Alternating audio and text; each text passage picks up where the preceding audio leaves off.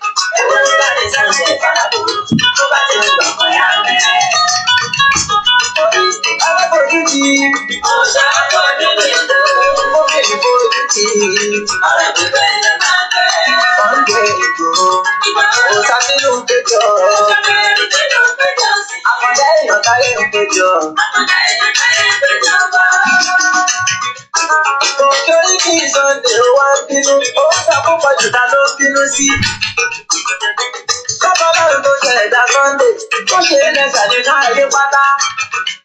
Ewé tó ń jẹ́ kò ṣe é já sọ̀rọ̀. Aláwo tí ó jàjà ẹni kò yọjú. Ẹni lè wé gbogbo èyí tó ń jẹ́. Ájúbà bóri ìṣàkóso ó lè jẹ́. Kò ṣe é ṣàfihàn kò ṣe é kéwì. Kí láti Sunday kò ṣe é kíkú. Mo jáde àtẹ̀gùn ó máa gbóná. Má jẹ́ púpọ̀ jù rẹ̀ lówú ní. Òòṣà tí o fi ń bá wọn kẹ́bọ̀kẹ́bọ̀ kò bá lójijì rí. Akíní ojú wa sílẹ̀ ló dúdú. Okùn kì í bá alábò láàpọ̀ni o, láàpọ̀ni o. Okùn kì í bá alábò láàpọ̀ni. Sunday bọ́ọ̀lù ìjà tó kọ́kọ́dé pẹ̀lú gbọ̀ngànà. Ìgbàkúgbà tó máa bẹ̀rẹ̀ ló máa jẹ́ Sunday. Ẹni fojú di. Òòṣà ọmọ dúdú kú. Obìnrin fojú di. Ọ̀rọ̀ tó bẹ́ẹ̀ ló máa bẹ̀rẹ̀. Sunday Igboho. Òòṣà tí ló ń péjọ. Àkàndá èèyàn bá lè ń péjọ. Àkàndá èèyàn bá lè ń péjọ.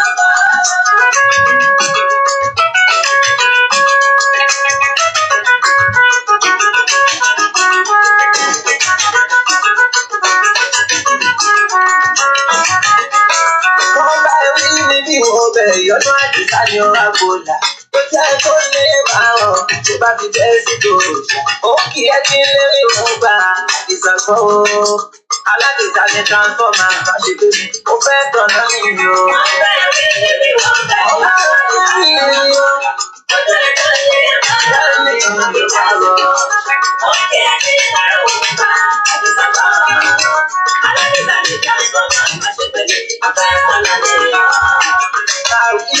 Wọ́n bá ewì níbi ọbẹ̀ ọ̀rẹ́ wa. Wọ́n bá ewì níbi ọbẹ̀ ìyọ́nú àdìsá ni ọwá gbòòlà. Ó jẹ́ tó lé márùn-ún tó bá fi jẹ́ sí tòrò. Ó kì í kí lé ọgbà àdìsá o. Aládìsá gbọ́ o. Àdìsá transformer àtàṣe pé ó fẹ́ tàn dání ni o. Wọ́n bá ewì níbi ọbẹ̀ ìyọ́nú àdìsá ni ọwá gbòòlà. Ẹ̀fẹ̀ tán lọ́wọ́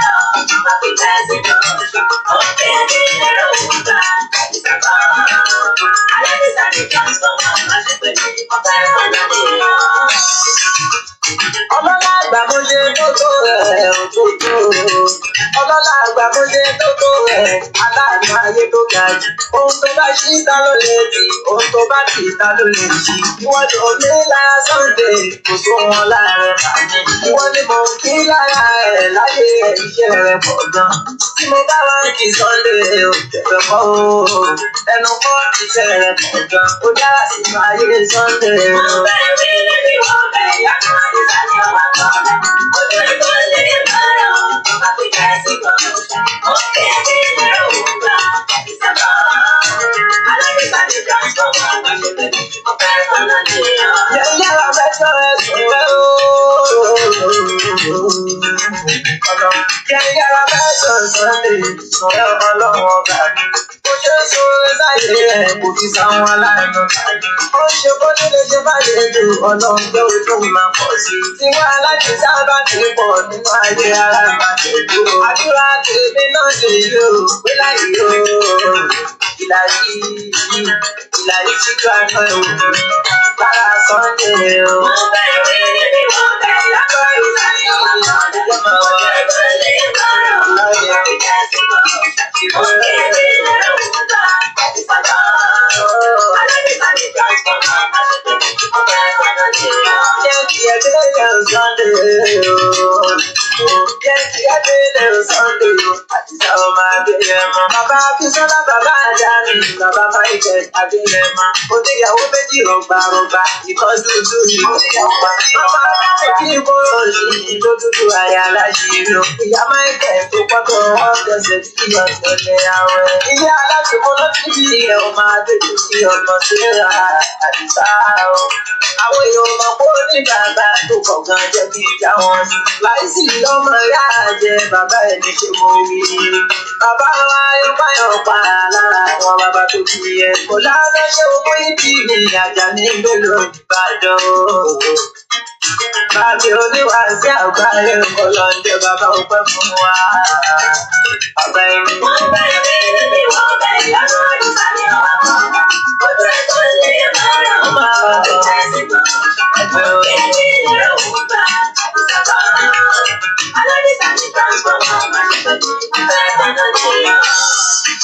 Aláàfin àgbààgbà mẹ́rin ni wọ́n tẹ́ níbẹ̀ ṣẹ́ tí wọ́n ju ẹrù lẹ̀ sígbó. Ojú orí wọn bẹ nígbò kò parun. Àgbègbà tó bá tẹ̀ láwọn ẹ̀jẹ̀ nígbò tó kó gbogbo ọmọ wọn rọ̀ yọ̀gbẹ̀. Kábíyèsí ọba Agboojú làkọ́kọ́ tó tó bí aró ọba àròpọ̀tọ̀ níyù.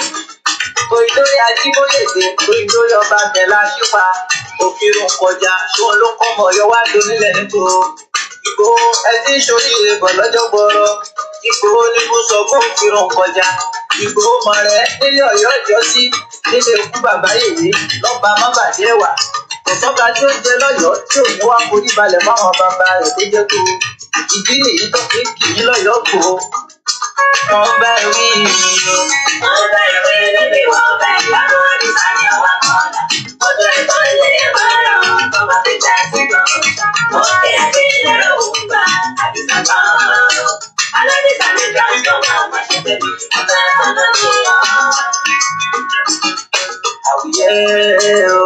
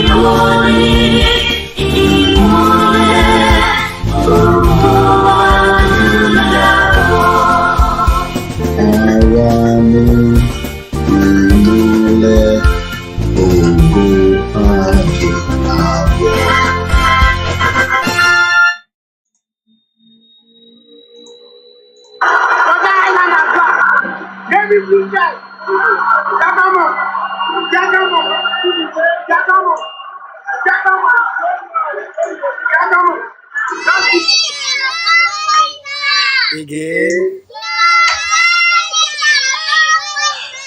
No going back.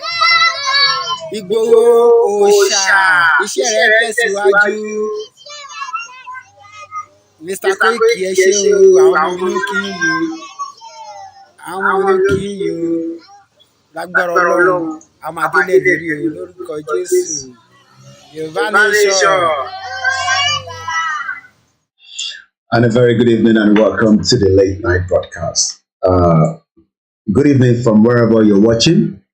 Mo kí gbogbo ẹ̀yin èèyàn wa nílé àti ẹ̀yin tí ẹ̀ ń gbọ́ wa ní outside the country. This is Koikimedia Live. It is just 22 minutes past almost 9 p.m. That is local time in London, England, precisely where I am communicating with you.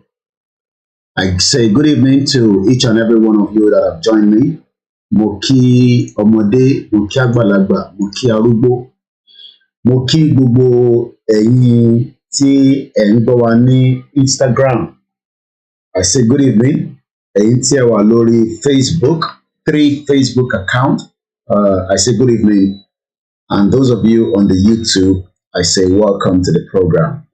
Ẹ̀yin tí ẹ wà lórí MixLR, mo kí dáadáa pé ẹ kú rọ́jú. Comrade Plan B just said, I use all my day today to look for cash. Naija is a dream killer. Now to pieces and remain. Ọlọ́run bàbá ń dúró tì yín. Mo kí ẹ̀yin tí ẹ ti wọlé tí ẹ ń comment lórí MixLR. I know you're there. Mo mọ̀ pé Alao Baba àti Akin Games will join us. And good evening to our beautiful followership. We have a good number of followership, but for whatever reason, the algorithm does not send you a notification. It's not my fault. Emma Binu, Yawa Olajire Koka, Wasiu Taiwo, Yemi Fatoki, Abiodun Banjoko, Alhaji Bashiru Mukewambe. Emma comment nígbà tó bá wà hit up. Denix Auto, Quadri Auto Builders, Moki Ọlámilékan ní Yewa ní gbogbo ibi tí ẹ wà níbẹ̀. Ìyàwó William Sarah Moki mọ́mì mi náà dáadáa. Ìyàwó Sarah Oyèlọ́wọ̀ mo fi tọ̀wọ̀tọ̀ mo fi kí yín. Mo kí gbogbo ẹ̀yin àfáà wa láti Yọ̀ǹda. Ọlọ́run bẹ Elédùmarè á jẹ́ kí gbogbo wa tá à ń fẹ́ á tó wa lọ́wọ́ láìpẹ́ láì jìnnà lágbára ọ̀pọ̀lọpọ̀ ń béèrè pé níjọ́ wo Ọlọ́run ló ń ṣiṣẹ́ tí ò bá ti rẹ àwa láti máa fi educate yín. Mo kí yín ìyàwó Sekinat Ọmọwùnmí mo fi tọ̀wọ̀tọ̀wọ̀ mo fi dárúkọ yín. Mo lọ bẹ́ẹ̀ mo kí Ismail Keyus mo kí yín ní Kwara State, Kogi State, Ekiti State, Osun State, Ọ̀yọ́ State, Ondo State, Ogun State and Lagos State. Ẹ̀gbọ́n mi Tony Ages mo kí yín ní Belgium, mo kí yín bẹ́ẹ̀ mo kí yín dé Cyprus, mo kí yín mo fi tẹlẹ́dùmarè mo kí yín ní Brazil, Cuba, Japan, Australia, New Zealand, mo kí gbogbo ibi tó wà ní Amẹ́ríkà tọmọ Yorùbá ń bẹ níbẹ̀, mo kí mo fi dárúkọ ẹni torí pé inú ibi tó wà kò ń ṣe ibi tó tẹ́ mi lọ́rùn. Ọlọ́run àbá yọ yín láìpẹ́ yìí. There are so many Yoruba people tó wà ní prison. Èèyàn kan wò mí láti inú prison. Mo dẹ̀ fi dárúkọ onítọ̀hún torí pé èmi nìkan ni mo mọ ibi tí ẹni yẹn wà. Mo ní sọ jù bẹ́ẹ̀ lọ. Ọlọ́run bá wa bá ń tún yín lẹ̀ láìpẹ́ láì jìnnà. Injustice tó ń lọ ní Nàìjíríà ó pọ̀. Ẹni bá kàn ló mọ̀ lọ́rọ̀ Nàìjíríà. Tó o bá ti pọ̀n ẹ́ o lè máa rò pé kò sí kankan. Mo ń bọ̀ wá kẹ́yìn tẹ́ wà lórí Koiki Odùduwà mo nígbàgbé yín láíláí. Mo kí ẹ dáadáa. Ojoojúmọ́ ló ń wò mí láti inú prison. Injustice ẹ mọ̀ pé àwọn kan wà tẹ́ pọ́ wọn máa fi sí prison yẹn máa wà níbẹ̀ 10 years. Ó wà ní Amẹ́ríkà náà. Arákùnrin inú prison kan ló wà nílẹ̀ Yorùbá. Ọlọ́ba ń tú sílẹ̀. Mo lọ bẹ́ẹ̀ mo kí ẹ̀gbọ́n mi Ṣọlá Múdàṣírù mo kí ní Morocco. Ẹ̀yin tẹ́ bá wà ní Tunisia Ọlọ́run bá ń tún yín lẹ̀ o torí nǹkan ń bẹ láyé. Mo kí ní Benghazi ẹ̀yin ti Libya. Mo kí Mr. Kọ́lá ẹgbẹ́ kìíní nìyẹn ohun yẹn nìyẹn ẹ̀gbọ́n mi dáadáa ohun yẹn nìyẹn thank you so much. Mo náà mi ní last man standing yín ẹ fọkànbalẹ̀ bó bá ti ń rẹ everybody ìgbà yẹn níṣẹ́ máa dìde. Mo kí ìyàwó mi ìyá wa dáadáa Bísí Mákànjú ọlá. Mo lọ bẹ́ẹ̀ mo kí Big Sam Favour mo kí bàbá wa tí ó ń ṣe búrẹ́dì nílùú kan nínú ṣáìdì bíi Láàró ó náwó rẹpẹtẹ ní gbogbo táì rálì lọ́ba àdótì. Mo lọ bẹ́ẹ̀ mo kí ìyá wa àbí bàbá wa dẹni Fọlájù Samuel ẹni tí ìbá wa dárúkọ ẹ má fi ṣèbínú. Mo kí gbogbo ibi tó ń pè ní mo kí Prophetic Rufus mo kí Ezekiel Ṣọlá Adékànyà Alárápé mo kí dáadáa Adéwálé Abdulwasiu ẹ má bèrè kákó ìjọba ló ṣe rí gbogbo wọn báyìí. Mo ní a lot of screen níwájú mi. Jimoh Adé Ayọ̀mí Dáre Táíwò mo kí yín dáadáa. Ibrahim Akanji mo kẹ́yìn tẹ́ wà ní the northern part. I greet Hausa people, I greet the Igbo people, I greet all the 370 ethnic groups that are presently known as Nigerians.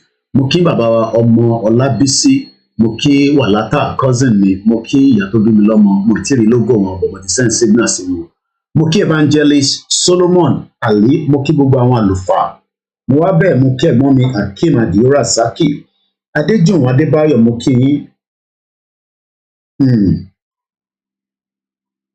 Èèyàn kan náà lóhun mọ ẹni ẹ bá má dárúkọ ẹ bá má tẹ̀sán orúkọ prison yẹn kò necessary ẹ ní láti expose too much ẹ bá ń delete ẹ kò necessary ẹ má ká expose too much ẹ já delete ẹ.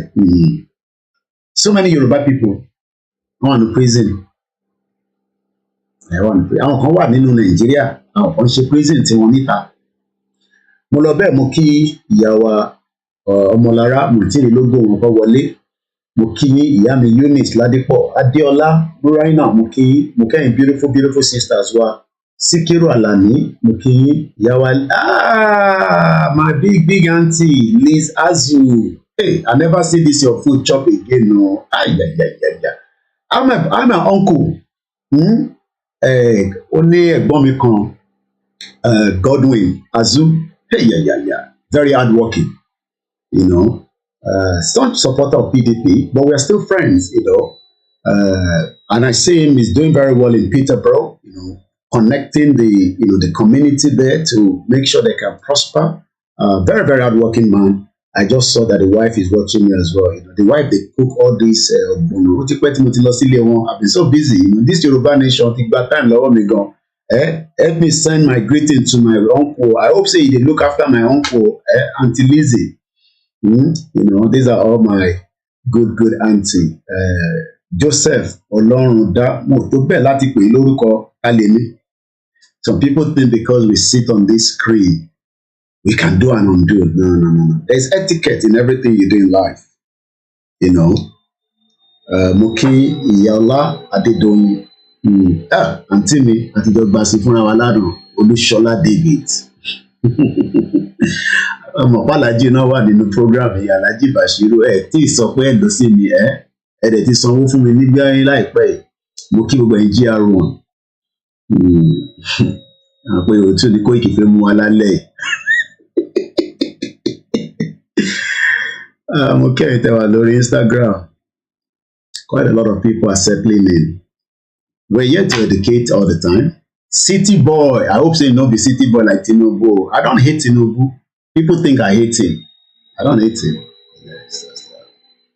Tẹ́mi lè dáyàn tí máa hate ẹ̀ ni. Mo kí ìyàwó baby.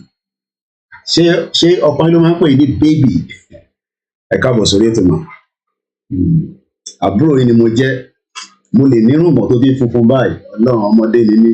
Mo ṣe wọ 20 years old ni. I was just looking at, let me show you this. Life. We're not here forever. Ẹ mọ̀ pé Yorùbá nation, mo dẹ̀ mọ reason tí mo sì mọ̀ sọ story yẹn fún mi. Ó ti ń trend láti Saturday ní Wales. Wales is a country of its own. Jàǹbá kan ṣẹlẹ̀ nínú Wales. Mo fẹ́ mo jáde fún yín ká tó wọnú ètò lọ. All hail Biafra, Ambazonia, and the rest of those that are fighting for freedom. And the Scottish people, maybe we should play the Scottish video first, so that people know say not be only on the fight for Yoruba nation. Scotland has everything. Alaba Richard, ẹ̀gbọ́n mi dáadáa. Ẹ̀gbọ́n mi máa gbéra láti Èkó àgbà wọn lọ sí rally lẹ́kìtì. Owó ẹ̀ ló ná mo sẹ́ndọ̀ lájọ́ la fi ṣe Yoruba nation mo rò wọ́n béèrè owó lọ́wọ́ mi rí. Mo kọ̀ mọ̀ pé mo fún wọn ní flag àti one or two things. Ọlábàndótì. Gbogbo ẹ̀yin elite wa ẹ̀kan fi nípa ṣáyó ẹ bá ti Koiki ti wà live ẹ ṣe tí ẹ máa mu drink serious lórí ẹ̀ it's okay. Gbogbo ala máa jẹ breakfast ń lọ́rọ̀ Nàìjíríà ẹni kàn ló mọ̀ ẹ̀dá sọ̀rọ̀ tó wà nílẹ̀ it's very very important. Mo wá lọ bẹ́ẹ̀ mo kí àwọn bàbá wa tó ń darí ètò wa. People are asking, what is the way forward? The way forward is to continue to educate you. Yorùbá ló ga mo kí ẹ̀yẹ ká wá fi kíkì yẹn sílẹ̀. Ẹ jẹ́ ká kọ́kọ́ gbẹ́rẹ̀ iná. Ilẹ̀ ti ṣú 9:30. Àwọn ọmọ ti lọ sí bed. So my voice will be controlled. I've reduced the volume so you will not hear the sound. Let's start with this. Impediment to Yoruba development is the impediment to Yoruba development. Without Nigeria, we won't be where we are. 1960, we were far ahead of South Korea and North Korea. We were far ahead of China even. We had television before France. We had radio before South Africa. Now look at where we are today. I think it's a shame that even any Yoruba man can be talking about restructuring at this point in time. What are we restructuring? This country that is already shot to pieces? I don't think that's what we want. But they are always talking about giving Nigeria a chance. The process of Yoruba with Nigeria has come to an end. Other countries were refused at first, but we have to remember, and this is a really important point, that self-determination is an inalienable international right and a law as well. And other countries will recognise Scotland's democratic choice expressed at the ballot box they will recognise that, because that is the route that many other countries have taken in order to become independent. And just to make that point, that international law is very pragmatic on that point, so we should have confidence in that. Other countries were a very good evening. We're going to go to Wales. It's part of United Kingdom. I want to bring my camera in. Like I always say, I'm using an OBS software in case media in, if you make if you whatever you can use it. It's free, but it's free. Now let's come to the conversation. Let's start with this. You made a little story in the news. Story. Self-determination is our birthright. It is time Yoruba sovereign people accept that right ASAP. Adekoya Kunle Muki, Abraham Oyebanji, Muhyiddin Adekunle, okay, Mr. Kami Adewale Nawantiri. I just come across it today. These are three beautiful, loving,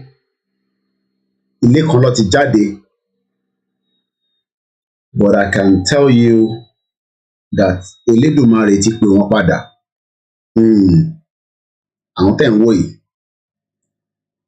Emily Eve òun ló wà ní on the left hand side, 21 years old.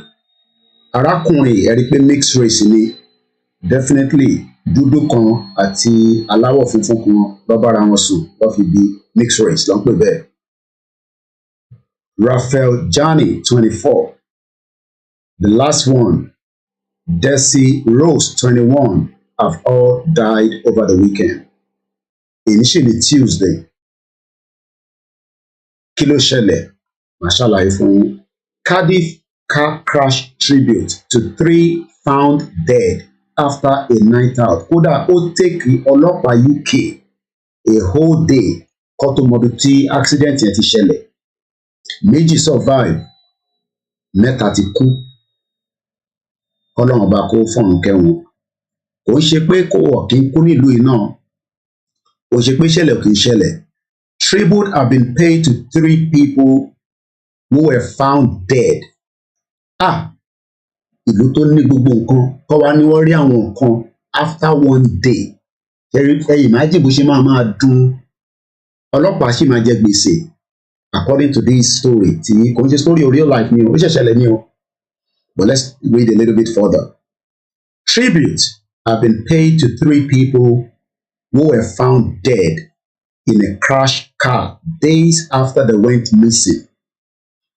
Wọ́n jáde lọ, mọ́tò tí wọ́n ti l'accident, àwọn aráalé wọn ti sọ fọ́lọ́pàá pé they are missing, but there's a negligence somewhere by the Wales police. Mo ti ṣàlàyé Wales police fún yín. Ẹ bá rò pé Tinubu máa fún yín ní Lagos police ìrọ̀lẹ́ pa. Wales police yàtọ̀ sí ti England.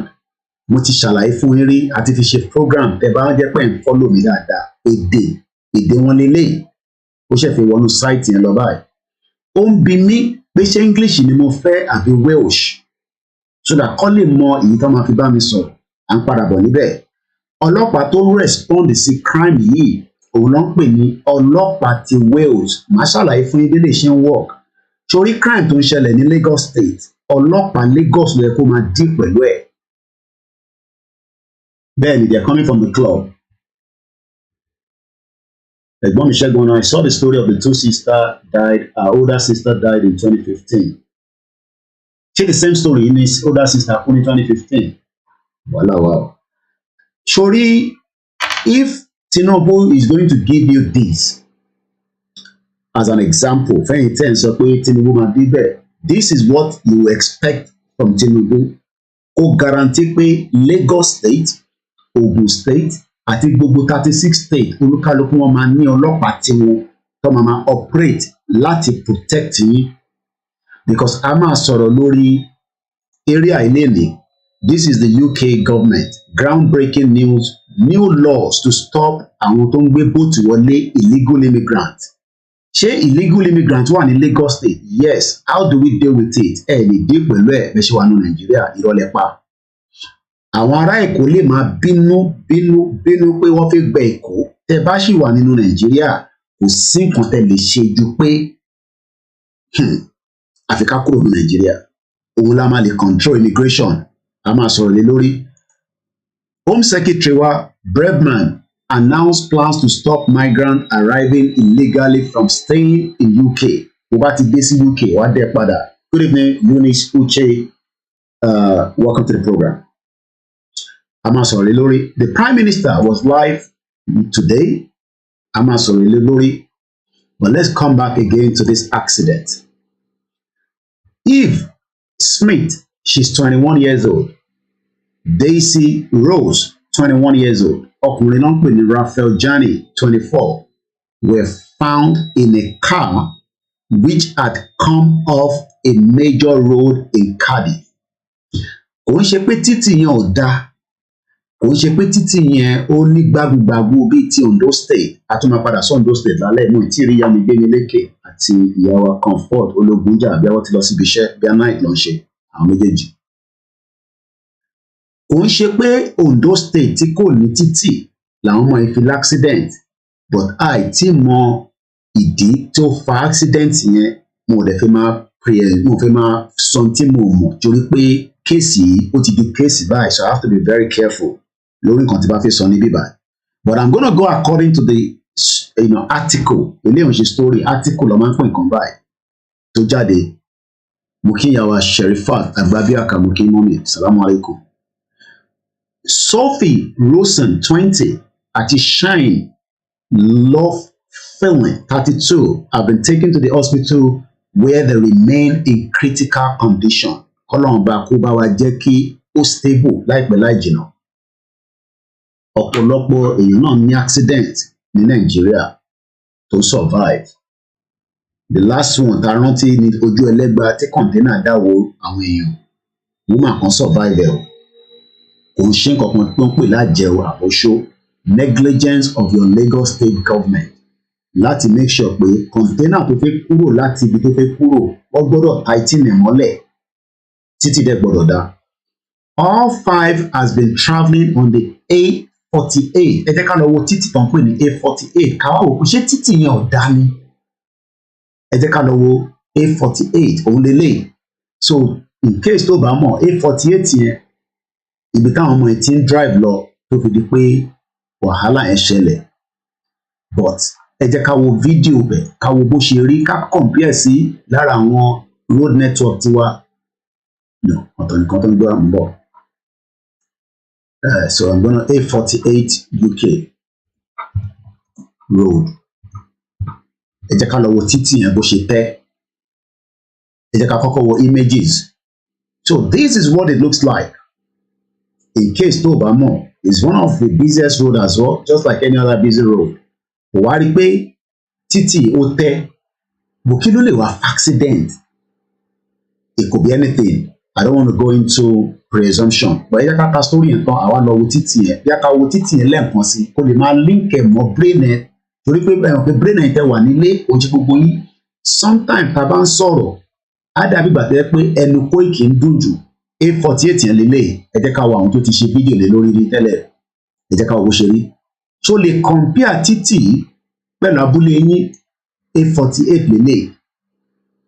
M4 plus A48. So ẹni tó ń drive yìí ó fẹ́ lọ bí ó ń connect láti M4 ní bọ̀wọ́ títì bó ṣe rí. Ẹ jẹ́ ká wò. I don't know the copyright to this video. A máa wá pariwo a ní bitument l'Ondo State òun ló pọ̀ jù lágbàáyé òun ló ṣe kíní kan kí ni ìwúlò bitument tàní àní. This is A48. It became the M4 after the rest of the motorway reached the city in 1970. Àbí kí ló kọ síbẹ̀? Ìkọ̀ right up kan lọ nísàlẹ̀. Mo ń bọ̀ má bínú. Mo fẹ́ kó kọ̀ wo ẹ̀yẹ ká padà sẹ́yìn. Ìkọ̀ right up kan lọ nísàlẹ̀ mo fẹ́ máa sáré kà.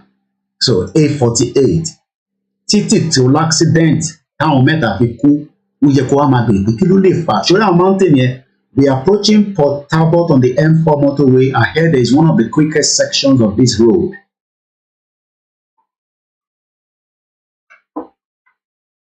The elevated section through the Port Talbot started alive as A48. It later became M4 after the rest of the road in 1970. Láti 1970, wo bó ṣe rí nísìnyí. Ìwọ ní a ní bitumen l'Ondo State. Ààrí títì láti fi ṣe logistics. Ẹ lè move láti ibìkan sí ibìkan. Ó dẹ̀ ń pariwo one Nigeria, one Nigeria, one Nigeria. It remains widened, substandard motorway with an up ramp at J40 being the most dangerous. Àwọn náà ní àwọn ibi tó wà dangerous. But look at the road. Wà á dúró mọ́tò sórí bọ́ mọ́tò yẹn tí ó ṣe jáde. Ìyẹn náà kúrò lẹ́gbẹ̀ẹ́. Ó ní speed tó gbọ́dọ̀ drive. Ó ní camera. Before 1993, ẹ jẹ́ kí n máa pause ẹni pé máa kàn tán kan síbẹ̀. Excuse me. Before 1993, traffic had to get off at the M4 at J41 and use the A48 bridge over the River Nate. The M4 bridge was the last stretch of this motorway. Cousin mi wà lápá ó like a long distance driving. Ayayayayayaya. Ó lè drive kú. Ó like driving. Now, ahead there is a new Britain ferry bridge. Ẹ̀gbọ́n kan tó kọ sí bíbá. Ó ní ahead. Ibì kan wà tó ń pè ní Britain Ferry Bridge. It is much longer and taller. Èèyàn kan ní wàásù ní Abẹ́òkúta is better than that road Koiki. Àfi wàásù mi náà lọ́nà Kútó àbí. Well, it could be anything, but I don't want to speculate here because case yẹn tí yàn bá sọ̀rọ̀ sọ ní bíbá ọlọ́run máa mú yàn. So, èmi kàn máa kan tí wọ́n kọ ní lórí átíkù yẹn, but it could be anything. But àwọn youth ni wọ́n, ọmọdé ni wọ́n. So anything could have happened in that vehicle. One, it is much longer and taller than the originally 1955. Ìwọ náà wo títì bó ṣe rí, wo títì bó ṣe tẹ́. Ó yẹ kó a máa béèrè pé Koiki kí ló wá lè fa accident tí a lose àwọn èèyàn tó beautiful báyìí ní United Kingdom. Wàá compare lọ sí Nàìjíríà níbi tíyàn kan sọ pé Koiki wá sinmi lábẹ́òkúta dájú títì lọ lọ́nà Ìlárò, lọ́nà Pápá, lọ́nà Ojú Ẹlẹ́gbà, lọ́nà Kogi, lọ́nà Oǹdó, Èkìtì, Ọ̀ṣun, Ọ̀fà. And the question you should ask yourself is, are we sure we want to remain in a country like Nigeria? Mo kí bàbá wa Jimoh Moses. Mo kí ìyá wa Elizabeth Adesanya. Ẹ káàbọ̀ sórí ètò. Mo kí ìyá wa Ìbíjọkẹ́ Owólabí. Ẹ̀gbọ́n mi Karùn-ún mo rí yín bẹ́ẹ̀. Pópóọlá Ben Paul mo rí yín. Once again, I am looking at these White Lion. Now you know we must re-strategize our ways of asking for Yoruba nation accumulation. You know, no matter how we cannot compare in the military uniform in charge of the nation, a nation thinking of good result. No, but Omo Olododo was the very first true democratic politician since the beginning of Nigeria, but praying it should not be like 73, 93, now 2023. Only the wise who got this message. Okay. My question tonight is, as we are asking for Yoruba nation, I am now taking these sad events that occur in Wales, compare that again with Ondo State tonight. Should we do that? What is the population of Eka Pastori and Tondele article? So 5 of them were traveling on this motorway that I was showing you, known as the A48, as you can see there. All the 5 have been on a night out in Newport. Mo fẹ́ kó wo Newport yẹn kó fi wo ìkan náà abúlé yìí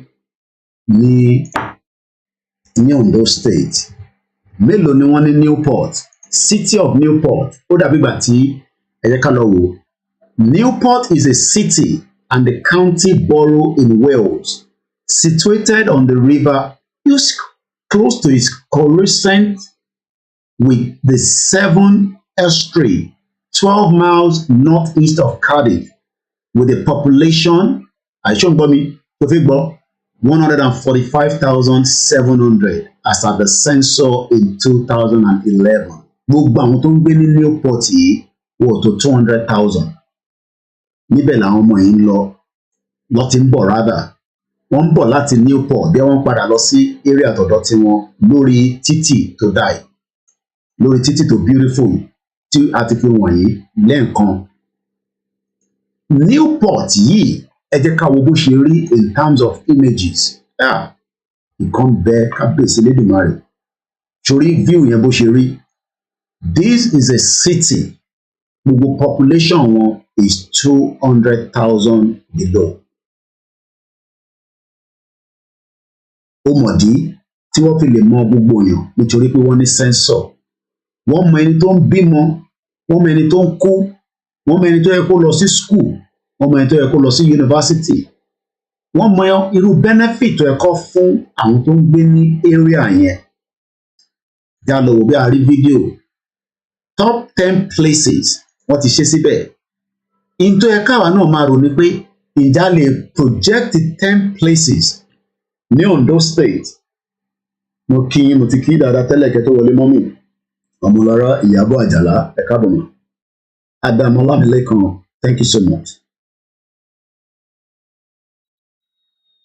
Once again, Newport comparison mo ń lo the whole of Wales ẹ jẹ́ ká lọ wo kí ni population gbogbo Wales and how do we stop the migration of people into Yoruba land. Not that people will not travel to Yoruba land, but how do we control it if we still remain in Nigeria is a question. Let's look at the population of Wales as of 2022. According to information that I have here, the percentage of people able to speak Welsh decreased from 20.8% in 2001 to 19% in 2011. Láìpẹ́ láì jìnnà, tá bá remain in Nigeria, Yoruba will go into extinction, our language. If nítorí báwo kì í ṣe gbogbo àwọn nǹkan báyìí ká mọ èèyàn mélòó ni kò sọ Yorùbá mọ́ nílẹ̀ Yorùbá ó ń decline ó lè máa jẹ́ 0.000.1 but tá a bá bẹ̀rẹ̀ sí calculate pé within the next 50 years are we sure that we can survive the language tá à ń pè ní Yorùbá because most àwọn ọmọ ní school nísìnyí gan wọ́n kọ́ wọn ní Yorùbá yẹn bó ti jẹ́ kọ́ wọn dáadáa. These are reasons why we need to get out of Nigeria before it is too late. Mo kí láti díroko. The more mo kí Baba Williams, the more we stay in Nigeria, lótìtọ́ Yorùbá ni wá nínú Nigeria, but èdè tá à ń sọ yẹn ó ń decline just as àwọn ará Wales èdè yẹn náà decline by almost 19%. Mo ti dé Swansea rí very beautiful. Mo kí Baba Kọ́lá any thanks for the lecture it go better that is worry our people. It go better. Mo kí ẹ̀yin tẹ́tí wọlé lórí Instagram. Mo kí Àbíbá Badélájà ẹ káàbọ̀ mà. Mo kí Ọlá Green ẹ káàbọ̀ sórí ètò and we have about 22 more people. Afọlábí Ọláìtàn and the rest of you. Rájí Balógun Ọmọọlá mo kí dáadáa. Lẹ́ẹ̀kan sí mo tó padà sọ́rọ̀ ẹ̀yìn tẹ́wà lórí Mixella. Mo ní ẹ káàbọ̀ mo ti pè yín náà mo mọ̀ pé má ti wọlé ẹ kí mi dáadáa. Aki Games. Mo kí yín Mr. Daniel lórí Mixella. We have 9 listeners on our Mixella tonight. À ń sọ̀rọ̀ nípa Wales. Wales is part of United Kingdom. Ǹjẹ́ country tá à ń pè ní Wales yìí tí ìṣẹ̀lẹ̀ burúkú tọmọ mẹ́ta kú bá ṣe ń sọ̀rọ̀ náà lénìí nítorí pé a ní data yẹn àìrètí gbọ́ news yẹn probability wà pé èèyàn kan méjì arúgbó ọmọdé ó lówó kò lówó ó ṣeéṣe káwọn náà ti kú nínú Ondo State but nítorí pé news yìí ò ní gbèrú news yẹn jáde torí kò wà relevant but mo fẹ́ ká wo population àwọn ará Wales according to what we have ẹ jẹ́ ká kà á délẹ̀ sí nearly 1 in 5 18% 560,000 of residents were age 65 or over. Wales population in 2022 ta lò tán yìí is estimated to be 3.19 million. This is a country, okay? It's a country of its own. Ìyá mi ti gbórí wọlé, ẹ káàbọ̀ sórí ètò, welcome on board. Mo kí Chief Mọ́ mi lẹ Yorùbá, mo kí bàbá Gẹ́gẹ́ Ojúọlá, mo kí bàbá wa Professor Adébánjí Akíntóyè. Bẹ́ẹ̀ mo lọ bẹ́ẹ̀ mo kí bàbá wa CSR, mo kí gbogbo bàbá wa láti Lógún Ọ̀fẹ́, mo kí bàbá wa Ayọ̀ Adébánjọ, mo kí gbogbo àwọn elders of Yoruba Council, whether in UK or anywhere, tíbikíbi tó lúkálukú wà. Ǹjẹ́ gbogbo ẹ̀yin elders yìí, ǹjẹ́ àwọn wo ọjọ́ ọ̀la ilẹ̀ Yorùbá pé language wa ó máa decline the more tá a bá wà ní Nigeria, because Nigeria is not compulsory, ṣé mo pronounce it dáadáa, ẹ̀gbọ́n mi Ṣẹ́gun ọ̀nà, kò compulsory èdè Yorùbá nílẹ̀ Yorùbá fún wa. And I'll give you an example. Ṣé tó bá wọ báǹkì lénìí ní GT nínú Ondo State, Ondo la fi ń ṣe, because ìyá wa méjì kan máa sanwó ẹ̀kún mi ní ẹ̀rọ pé wọ́n mú wa ológun ojú àwọn ti fi kankan síbẹ̀, ẹ̀gbìyà mi gbé mi lékè náà tí sì 40 cent tí wọ́n jọ àwọn ní àwọn lára Ondo State. Ǹjẹ́ bonsoir kọ̀mátàpẹ̀tù Mr. Sanusi, mo kí ẹ̀yin tẹ́ wà ní Ivory Coast. Àwọn èèyàn máa rò pé àkẹ́rán táwọn ọmọ Yorùbá tó ń bẹ ní Sierra Leone, mo kí ní Benin Republic, mo kí ní Ghana, mo lọ bẹ́ẹ̀ mo kí ní Kenya, mo kí ní South Africa. The more we remain in Nigeria, ní lè máa sọ èdè yẹn as an official language, because today Nigeria official language is English. So if we remain in Nigeria, just báwọn ará Wales náà ṣe ń lose language wọn, àwa náà máa lose language wa, because tó bá lọ sí bank láàárọ̀ yìí, or tó ti lọ sí bank, because bank is an institution tó ń bá yín tọ́jú owó tẹ́ fi ń ṣe transaction, but ìyàtọ̀ kan ni pé ọ̀rẹ́ mi àbúrò mi tó wà ní Yewa nísìn kò lè lọ sí GT láàárọ̀ la kó ní ẹjọ́ yá mi ní 10,000 níbẹ̀ mo kàn fi sáré lò ní, kò lè lọ sí local government ẹ̀ ní anywhere ní Ondo State, torí Ondo ni mo fi ṣe conversation mi púpọ̀ jù. Ǹjẹ́ lè lọ sẹ́ni local government l'Ondo State láàárọ̀ la kó lọ complain pé inú rọmú ẹ mọ́jú kò róúnjẹ jẹ?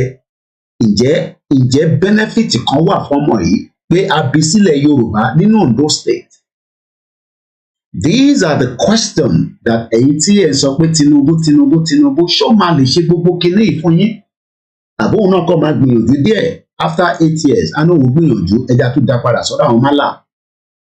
How do we get out of Nigeria is the question, but àkọ́kọ́ gbọ́dọ̀ jẹ́ kó yé wa pé Wales gbogbo population wọn estimated láti 2021, which is 3.17 million, wọ́n add another 2 million lé lórí.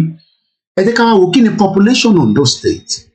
Ondo State population. What is the population in Ondo State according to the statistics that we have? Once again, you're watching a live transmission. This is Koikimedia. According to what we have here, it might be wrong, it might be right, but at least it gives us an idea.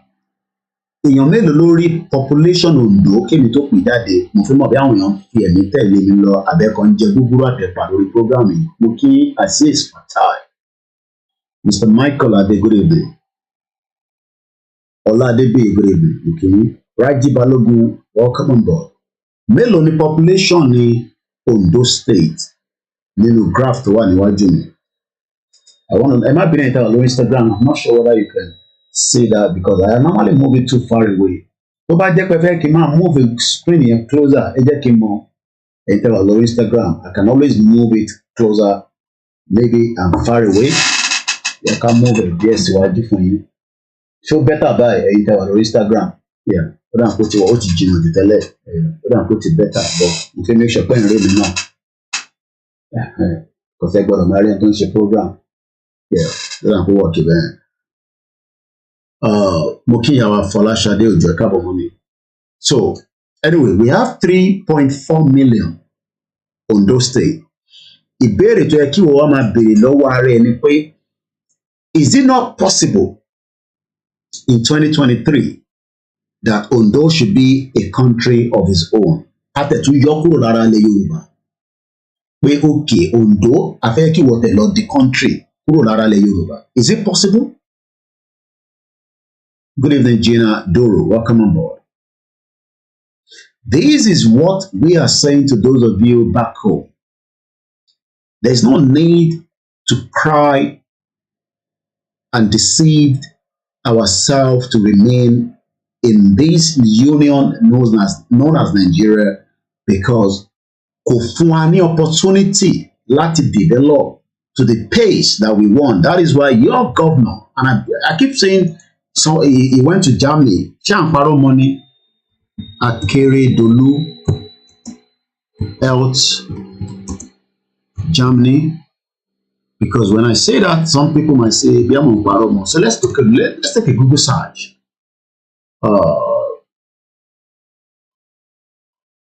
Okay, in 2022, April last year, Governor of Ondo State, a country of his own that is almost the same population as Wales, decided to travel to Germany for medical treatment.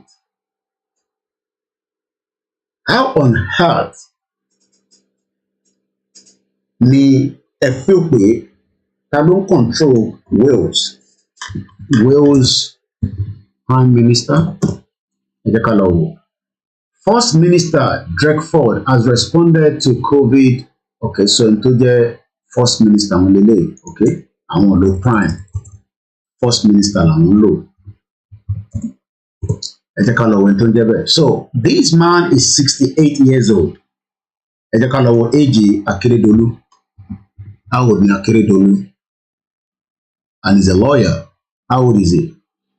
Akeredolu is 66 years old. This man is 68. So Akeredolu is just 2 years younger than this man.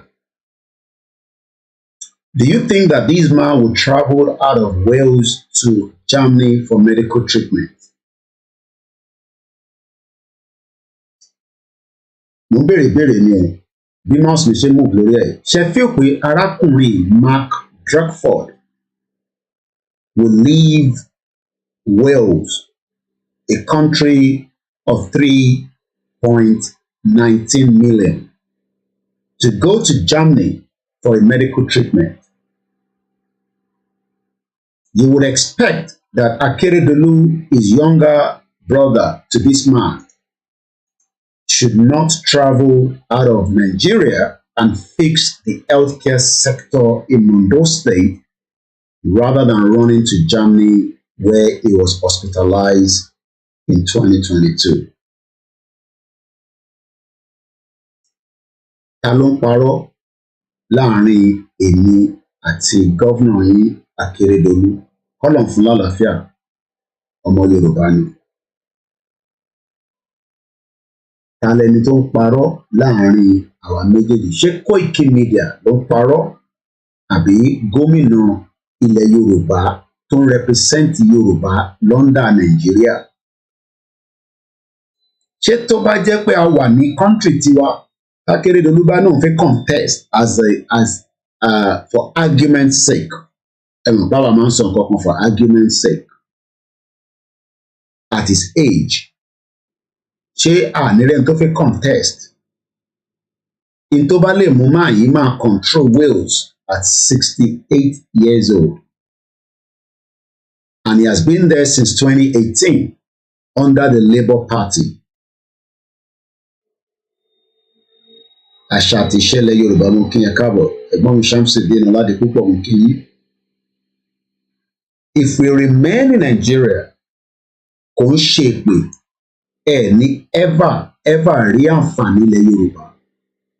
Ẹ má bínú fún ọ̀rọ̀ tí mo sọ yẹn, kò ń ṣe pé. Tá bá remain in Nigeria, àǹfààní tí a máa ń sọ pé Elédùmarè fún wa ní Ondo State, but Ondo State ò lè fún yín ní this kind of beautiful road network pẹ̀lú gbogbo bitumen tí rọ́ta máa ń sọ pé ó ní. Kí láǹfààní bitumen ta ní tí kò lè create road network láti connect Ondo sí gbogbo other states? At least ká tẹ̀ kọ́kọ́ fi Ondo ṣe priority. Àlàáfíà ni chief imam ilẹ̀ Yorùbá wà. And this is the reason why we say, why should we remain as Nigerians? What is the benefit? Gbogbo ibi tẹ́ ń wò iná àwọn náà ní mountain, wọ́n lápáta, wọ́n la gbogbo títì ni. Kò rí báyìí náà tẹ́lẹ̀. Development ló dé bá. Wo àdúrà àwọn truck tó ń lọ. Máa wo gbogbo views left and right. Tó bá ń wo fídíò lórí koikimedia, máa kọ̀ máa wo iwájú ẹnìkan, máa wo ẹ̀gbẹ́, máa wo òkè, máa wo ọ̀run tó ń wò yẹn. Ọ̀run tó ń bẹ nílẹ̀ Yorùbá náà ni o. Kò sí yàtọ̀. Ìyàtọ̀ tó kọ̀ wà ní pé òtútù wà. Ṣòrádúró truck tó ń lọ lórí títì, ìbéèrè wa ni pé ṣé wàá fi pé Ọlọ́run mọ tó ṣe sílẹ̀ Yorùbá ni àbí ènìyàn ló ń fà wá sẹ́yìn?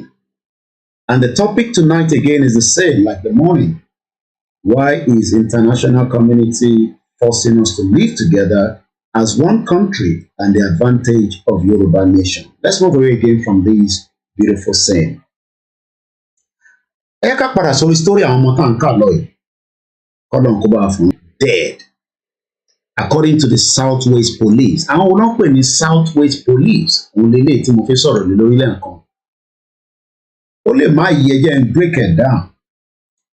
Torí gbogbo wọ́n gbé commissioner for police wá sí Lagos State, Ondo State, tá a fi ń ṣe conversation wa. Tó bá jẹ́ pé constitution burúkú yẹn tí Tinubu fẹ́ fi ṣèjọba lé lórí, tí wọ́n parọ́ fún yín pé Tinubu ti débẹ̀, ọmọ Yorùbá ni, ọmọ kan kì í ṣèdí bẹ̀bẹ̀rẹ̀ ká lọ gbé lẹ́kẹ̀ẹ́ sídìí ẹlòmíì. I can bet myself tí Tinubu máa fi parí tenure tó bá gbé dání sọ́wọ́, you will not get a kind of police force like this. Ẹ gbọ́ mi yé dáadáa. Even Lagos State tí ẹ̀ ń pariwo lé lórí pé wọ́n fi gbà lọ́wọ́ wa tí mo ní kò possible, wọn ò ní lè fún Lagos State ní ọlọ́pàá tiẹ̀. Ọ̀rọ̀ pé yàn ra mọ́tò fọlọ́pàá púpọ̀ kọ́ là ń sọ yìí. Ọ̀rọ̀ pé kí ọlọ́pàá ní their own representative. Ti Wales lélẹ̀, ẹ jẹ́ ká wo ti England Police. England Police òun lélẹ̀, ṣe rí pé tó bá lọ sórí site yẹn straight away kò fún ẹ ní option pé ṣé mo fẹ́ gbọ́ èdè míì. Ó mọ̀dí nítorí pé English ni wọ́n sọ bí àwọn ọmọ Britiko. Torí pé lè ṣì ń bi mí pé ṣé mo fẹ́ ní èdè Wales àbí mo fẹ́ lédè English. Níjọ́ tí Yorùbá nation bá dúró, èdè Yorùbá ní priority ọlọ́pàá látòrí wẹ́bsáìtì wọn títí débi pé tọ́lọ́pàá bá dẹ̀ dúró lójú títì, èdè ló máa bẹ́ẹ̀ fi communicate. Intan pè ní pé a fẹ́ protect nìyẹn. Intan sọ pé a fẹ́ keep nìyẹn. Àmọ́ bàbá yìí gbéra láti ìlú ilẹ̀ Yorùbá, ó lọ síbi tí kò gbọ́ èdè wọn, àti tó bá jẹ́ pé Akérédolú gbọ́ Germany àbí gbọ́ German. Because mo mọ̀ báwọn tó lọ bá lọ́hùn-ún, àwọn fẹ́ gbọ́ owó ẹ̀ ni, so ó ti di dandan pé wọ́n máa fún ní ẹni tó gbọ́ English or ẹni tó máa ṣe translation. What's wrong with you? Ikùn ni o, mo mọ tó wà bẹ́ẹ̀ o. Ẹ wọ́n ti sàṣẹ ni o, ẹ bá ń gbé yẹ̀ wò, ẹ má jẹun cool. I'm sure these are the kind of things that they will be nursing because we don't know what is wrong with him. It could be anything. Àfihàn. But imagine pa Akérédolú lọ síbi tí èdè ló máa fi communicate àìsàn tó ń ṣe. Because tó bá tẹ̀ jẹ́ pé wọ́n ní English doctor, English surgeon, English expert ní Germany, èdè lẹ́ni yẹn náà máa sọ fáwọn ará tó jọ máa bá gbé tools pé ẹ jẹ́ ká la bẹ́ẹ̀, ṣé ó kórópọ̀n ló ṣe ni, ṣé ó sick ni, kí ló ṣe. Because I don't think that Akérédolú going to Germany, he would only be speaking to nurse and doctors and cleaners in the whole hospital that speak English. But ọmọ Yorùbá ní no, àfẹ́ yẹn. What we want is to remain in Nigeria and we will die as Nigerians. It's okay. But there is an option on the table. And that option is far better than Nigeria. So Let's close some of the browser because the last thing I want, at you understand the ìyàtọ̀ láàrin Akérédolú àti Minister ti Wales. The Akérédolú is just 2 years older. So ẹ kí orí tòun pé ju bàbá yìí lọ. But Akérédolú orí tiẹ̀ ó ti gbálẹ̀. We understand pé ìran Yorùbá sàn ju. Bí a nísìn tí Tinubu débẹ̀, bí a gbogbo wọn expect pé Tinubu máa perform miracle kan tó máa yọ wá kúrò nínú ilẹ̀ Nàìjíríà. Ẹnu ẹ̀ ní gbogbo àjọ wà yìí. But for me, I don't believe Tinubu has a mission to rescue Yoruba people. Wọ́n lè máa parọ́ fún yín bẹ́ẹ̀. But like I said, it is all part of the game. Let's close this two browser. Let's come back again. Now tá ti mọ ìyàtọ̀ tó ń pè ní ọlọ́pàá ti England. Ti England lélẹ́yìí. Ti Wales lélẹ́yìí. Now, tá bá sọ pé a fẹ́ gbọ́ èdè, èmi ò gbọ́ èdè Welsh. So I'm going to stick to the English version. This is the full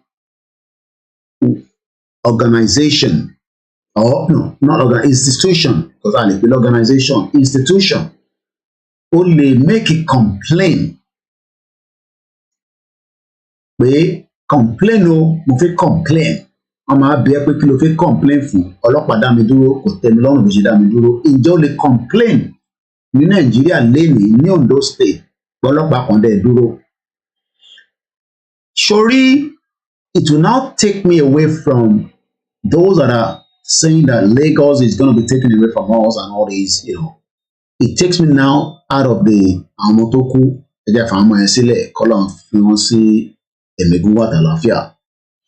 Let's come now to these new rules. The UK share release is the groundbreaking new laws to stop the boats. Fẹ́ boat kó máa wọlé ẹ̀yin illegal immigrants láti Albania, láti Africa. A dẹ̀ ń sọ fún UK nísìnyí pé èyí tí a fi ní rí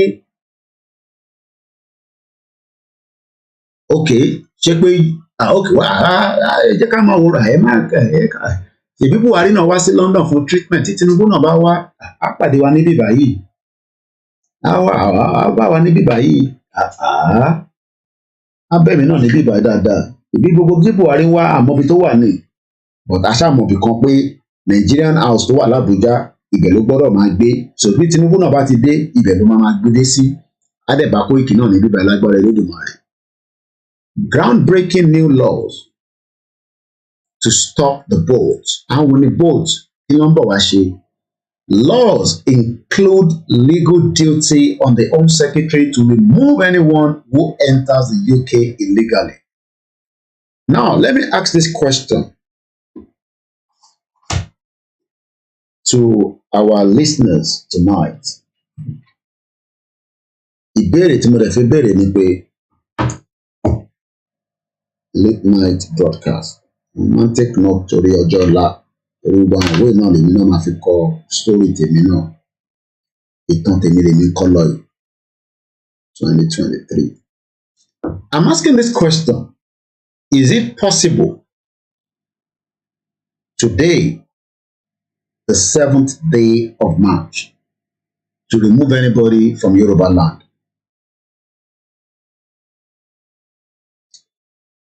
Is it possible? I'm asking everybody this question. Ǹjẹ́ possible lénìí pé a lè remove anybody kúrò nílẹ̀ Yorùbá pé kò ní right láti gbé níbẹ̀? Is it possible?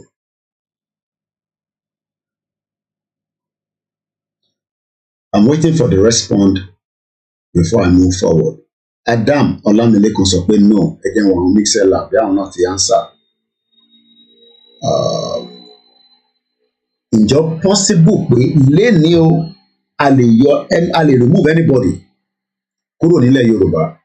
So the question is, okay, there's more answer coming through. Ògúndáre Kúnlé sọ pé no.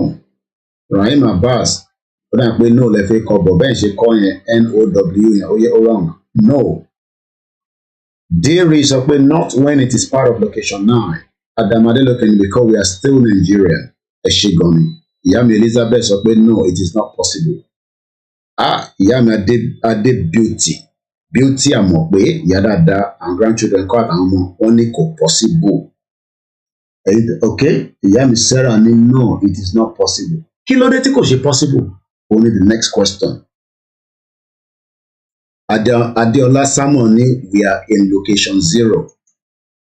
You can see why it will be difficult to control what we called migration.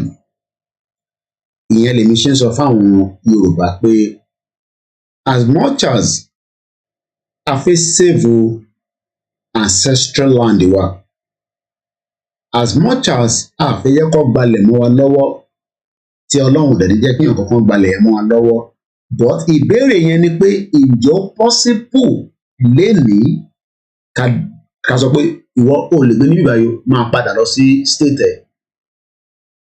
Now that everybody, mo kí ẹ̀gbọ́n mi Albert orí Instagram ẹ ti join lénìí ẹ̀kọ́ máa ń sá káàkiri ni. Now that everybody agrees that it's not possible, Curtis Green sọ pé kò possible. My next question then is, how do we protect this Yoruba land inside Nigeria? How do we protect it? Báwo la ṣe fẹ́ protect ilẹ̀ Yorùbá nínú Nàìjíríà? Mo ti ṣí phone line mi fún ẹ̀yin ọ̀jọ̀gbọ́n tí ẹ bá máa pè wọlé. Ẹni tó bá ń béèrè pé Koiki oníká pè wọlé, ìwọ náà fún wa ní nọ́mbà. Irú èèyàn wo nìyẹn? Nọ́mbà yẹn náà ni studio number tí gbogbo yín ti mọ̀. Ẹni tó bá wá mọ studio yẹn bí ẹ ṣe darapọ̀ mọ́ wa ní very first time, òun ni ó wà lórí blue section yẹn lókè. A mọ̀ sí +44 74 044 059. Nígbà tí a ṣì wà nínú Nàìjíríà, báwo la ṣe fẹ́ protect ilẹ̀ Yorùbá? Ẹ bá ṣe ní briefly ní ẹ̀gbọ́n sókè ẹ̀gbọ́n mi. Yes, we can protect and remove anybody that wà bẹ́ẹ̀. Báwo la ṣe máa remove wọn? Ẹ bá rántí example nìkan fẹ́ give example yẹn ó lè má give full answer yín pọ̀ ìbẹ̀rẹ̀ ni. Fáṣọlá nígbà tó wà gọ́vnà ṣé kò remove àwọn nuisance lọ sí state wọn? Wọ́n gbọ́ yín. Àbí ṣé mo parọ́? Ṣé ẹ dẹ̀ feel pé ẹni ṣe feel pé movement yẹn lọ́kàn ara yín ká má parọ́ lọ́kàn ara yín ó work ó ṣiṣẹ́? No, ṣẹ́ni Fáṣọlá ló kọ̀ step down lẹ́yìn. Down question. Ẹ máa down question. Okay. Okay. Ẹ mọ onílù tí mi ò ṣiṣẹ́. Because ó tan ìmọ́lẹ̀ sí dé. Okay. Which means ó ṣiṣẹ́. Okay. But Fáṣọlá ló kọ̀ step down lẹ́yìn. Kó bá continue ẹ̀gbọ́n mi ẹ má surprise ká another state tó kó báyìí. Okay. Irú nǹkan bẹ́ẹ̀ yẹn náà. So láti ìgbà tí Fáṣọlá ti lọ ẹni sùúrù láti ìgbà tí Fáṣọlá ti lọ nísìn, màá sọ fún yín pé that is a complete false. Ẹ mọ̀ dí. Ṣẹ̀rí narrative pé wọ́n ní kó lọ yẹn is because that is what they played out to us.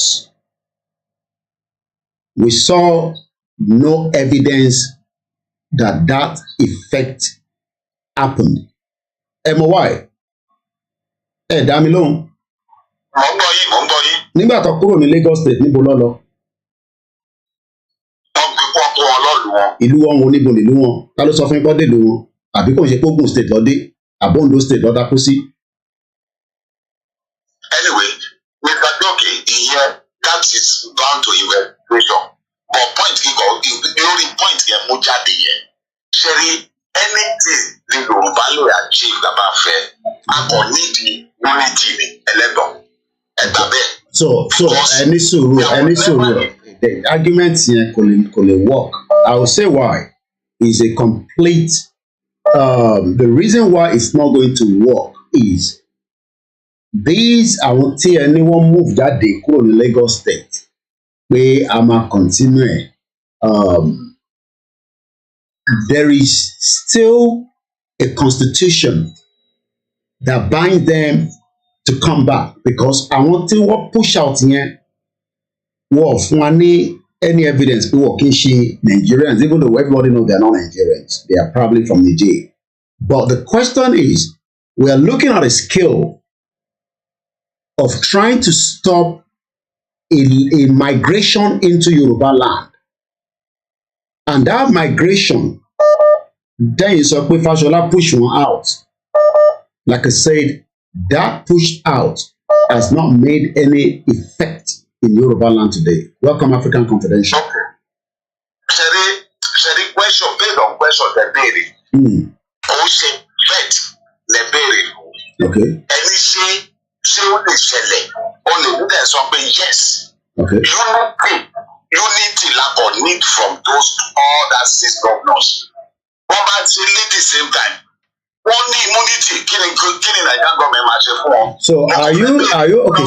So if we are saying that they have immunity to do such and push them out, do we do the same thing with the Igbo people? Elego, Sherry Ilu, move.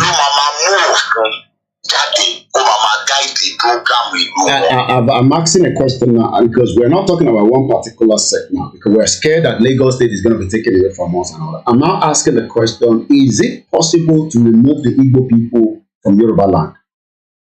And he said it's possible to remove anybody you don't want. It's possible. Okay. All right. Thank you so much.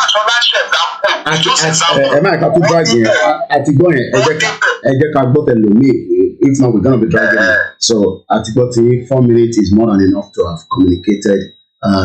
Journalists and girls going for only 4 minutes. Let's take the next caller. Hello, caller. Hello. You're welcome to the program. Comrade Koiki Ekale. Ekale, sir. Yes, sir. Mo kọ́kọ́ fẹ́ sọ̀rọ̀ lórí ẹni tó kọ́kọ́ pè é because wọ́n mention Fashola pé Fashola did it nígbà tó wà lórí Lagos State. Fashola ò ṣe nǹkankan.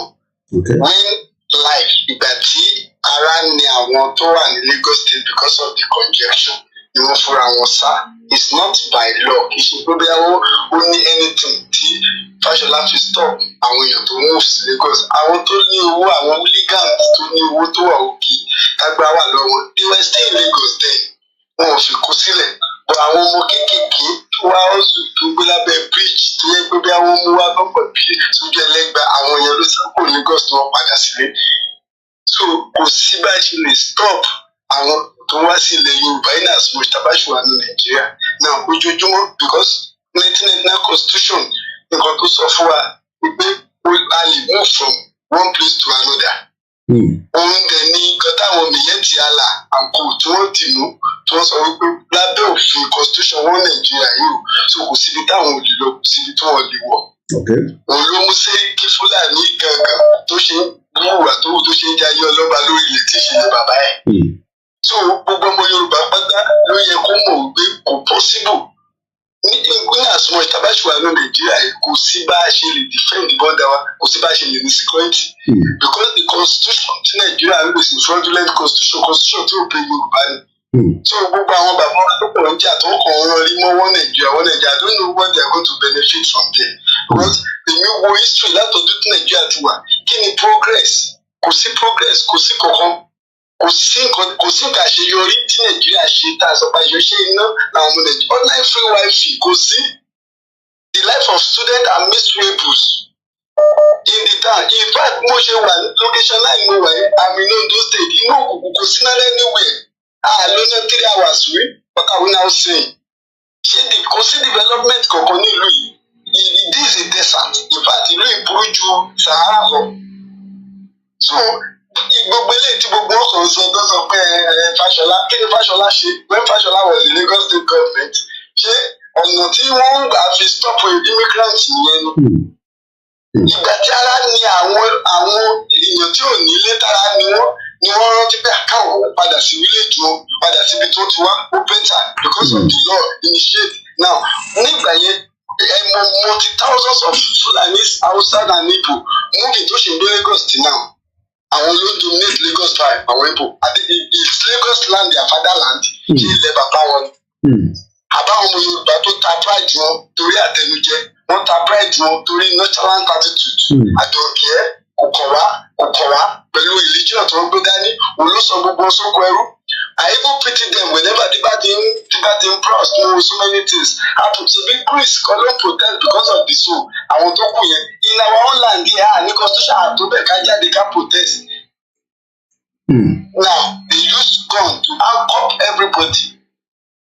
So and the lifetime when you want to live the best of all the go and go coming because they believe that that's what the bashar kukuru at rice that is just the store. We of memory bani and so they don't think of any other development. Àwọn amáyédẹrùn tó yẹ kí government kó ṣe. They are voting one vote for our politician láti kí politician wọn máa là kó máa ní ọ̀rọ̀ sí káyé tí wọn kí ìyá máa jẹ wọn sí. So now election tó ń ṣe lọ yìí. They say go and get your PVC, go and get your PVC. On what direction? PVC tó yẹ pé tẹ́ bá lọ sí INEC office sir for complete 3 days ẹ lè má kiri ìgbẹ́ tó máa bribe ni. PVC tẹ́ fẹ́ fi vote fún wọn tó fẹ́ lọ fi kó wọn wá jẹ tó fẹ́ fi gbádùn wọn tó fi ní wa lára. Can you see? So mélòó la dé gbé kà ṣe INEC office lẹ́gbẹ̀ẹ́ lọ ní camp office ní WIC office ní tọ́lẹ̀kì ní you kill you tire even the country I don't even because the Mohammed should explain because the time she expressed me in this country with what I do see I'm actually allow big brother I wan put through outside. Me ìmọ̀ ìran ìyá Yorùbá o the best thing is pé they should break the camel back bone kólúkálukú lọ lọ́tọ̀ọ̀tọ̀ because 1914 amalgamation ẹ jẹ́ fraud báwo lèèyàn mẹ́fà ṣe máa decide the life gbogbo ọmọ Nàìjíríà. Gbogbo alámọ̀gbá àkíńṣe orílẹ̀-èdè kan kó jókòó ká bàbá ìjókòó kó gbogbo kálukú ṣe ẹ̀bọ́dà ẹ̀kọ́ máa lọ lọ́dọ̀ is not by force. Kì í ṣe jagidi ṣe rí láì jẹ́ pé wọ́n break Nàìjíríà kí Nàìjíríà yìí pé kò sẹ́ni kankan ṣe rí mi tí mo sọ̀rọ̀ rẹ̀ bẹ́ẹ̀ dìbò fún mi ààrẹ ìyá máa jẹ àwọn ọmọ Nàìjíríà. Ẹ sọ pé why? Because it has been designed. Wọ́n ti design ẹ̀ síbẹ̀ kò sí bí wọ́n ṣe fẹ́ ṣe é. So bí wọ́n dìbò fún the last person Nigeria man continue sufferness ló ṣe máa suffer lọ. Okay now ẹ wò tí judiciary bá give order legislature àti executive ò ní tẹ̀lé. Ṣé legislature àti executive fún ọmọ ọ̀dà wọ́n ti jọ gbéra wọn they are the same cabal the same cargo the same set of people wọ́n ti jọ gbéra wọn ti jọ suffer wọn so even Supreme Court will give order based on new naira design now. Kò sí lè tó kọ legislative, kò sí lè tó kọ executive. Àwọn aráàlú dẹ̀ wò ìyá dẹ̀ jẹ wọ́n dẹ̀ kú, wọ́n sọ fà àìsàn pa wọ́n because kò sí ló tàbí jẹun, kò sí treatment, kò sí hospital. Tẹ bá dé emergency sìn.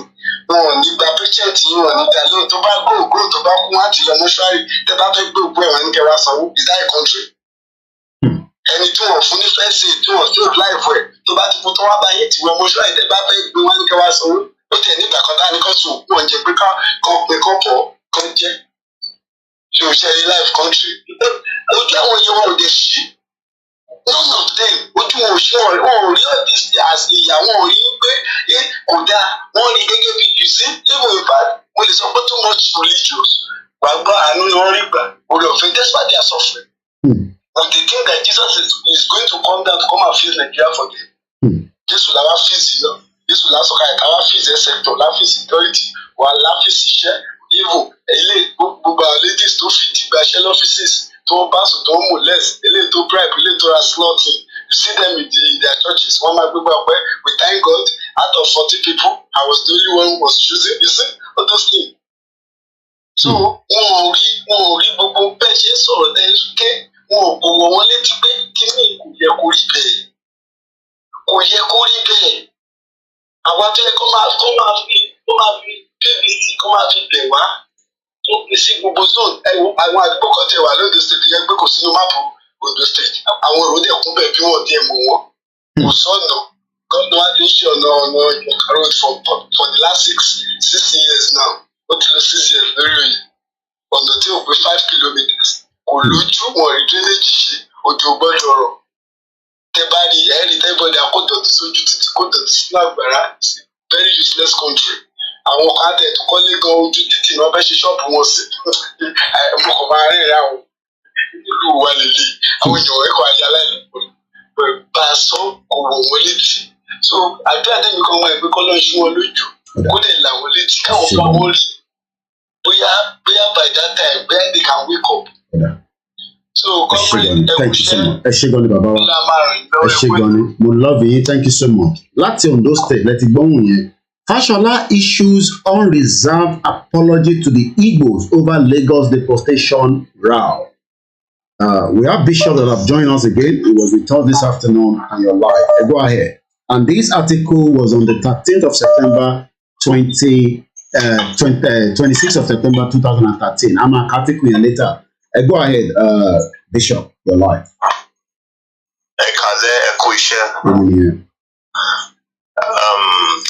Based on the topic in KABIRU, how can we secure, talk about security the Yoruba land people in Nigeria today? Nigeria, yes. Now, Panino planned structure, yes, and that sort of the glory. So, we need to start from the CDA, Grassroots, the CDA, or that be like 3 streets or 4 streets in an area. One landlord association only to make. Get clarity. Are we talking about after the exit or before the exit? Before the exit. Okay. I'm talking present. Okay.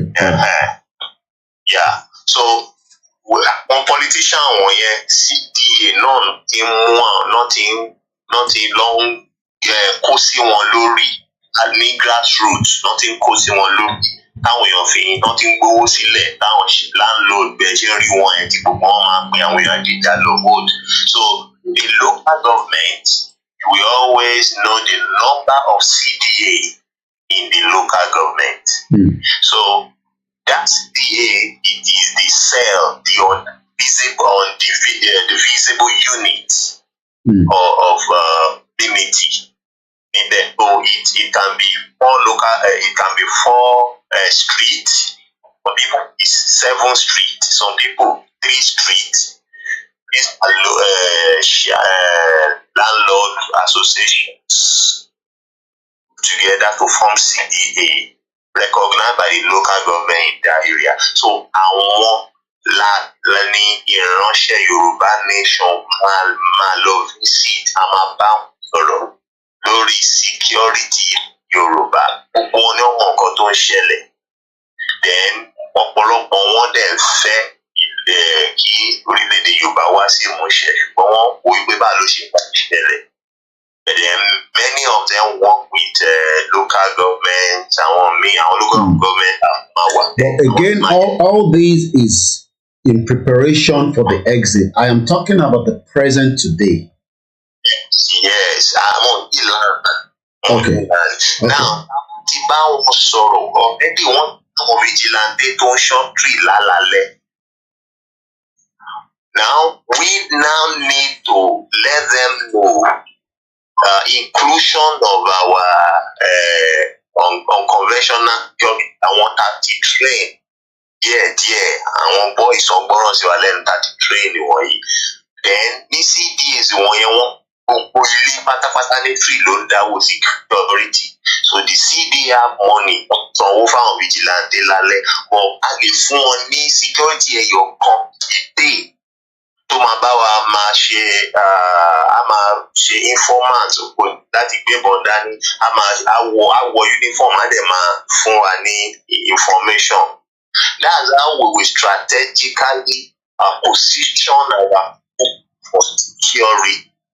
Security has to do with information, logistics. Somebody is asking, where is the money to do all these that we're talking about? Just answer the question now. The CBA has the money. Okay. Every house pay token. And is this replica to one state or the whole state? Every Yoruba land, okay, including Ilẹ̀ Igbo, everywhere they have CDA operation. Okay. Also, CDA politician in Bere. Okay. So ẹni tó bá ń gbé most of our people, some of our people are irresponsible because wọn mọ ọkọ̀ ń gbélé wọn mọ báwọn landlord yẹn wọn ní association wọn ẹ̀ náà dáwó ìwọ tó ń san owó ilé owó security owó àwọn landlord ló máa ń dáwó sí CDA then wọ́n máa ń ṣe meeting lẹ́ẹ̀kan lóṣù so ìwọ tó bá wà responsible wàá máa represent tó o bá wà responsible ọkọ̀ tó lọ landlord lè máa lọ àwọn gbogbo landlord òkú lé yẹn ọ ẹni tó jẹ́ kí àtẹ̀kà tó fi lé ó attend CDA meeting. All right. Okay. Let's leave this issue of the CDAs. I don't want us to expose too much. How do we defend the waterways? Okay. Now, if when I say how do we defend, I don't want us to go into details. What I'm trying to just bring out here is, is a good one that you're giving us these, internal one. But how do we protect? How do we know who's coming through our waterways? A boat is coming in, a ship is coming in. How do we stop all this in the present Nigeria today? We should soil. To stop illegal.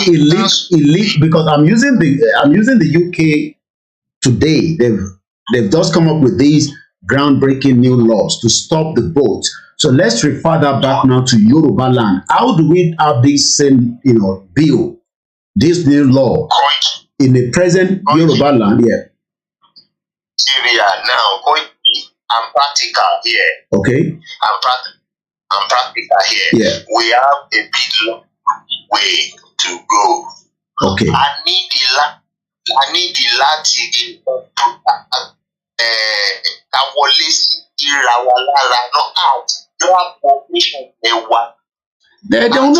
òun náà sọ yìí because bẹ́ẹ̀ ṣe ń sọ yìí ẹ̀yin sọ from the perspective èmi ò tí ì sọ pẹ̀lú perspective yẹn ẹ̀yin lè ń lọ sí perspective yẹn. My perspective and the question is within the context of Nigeria right now.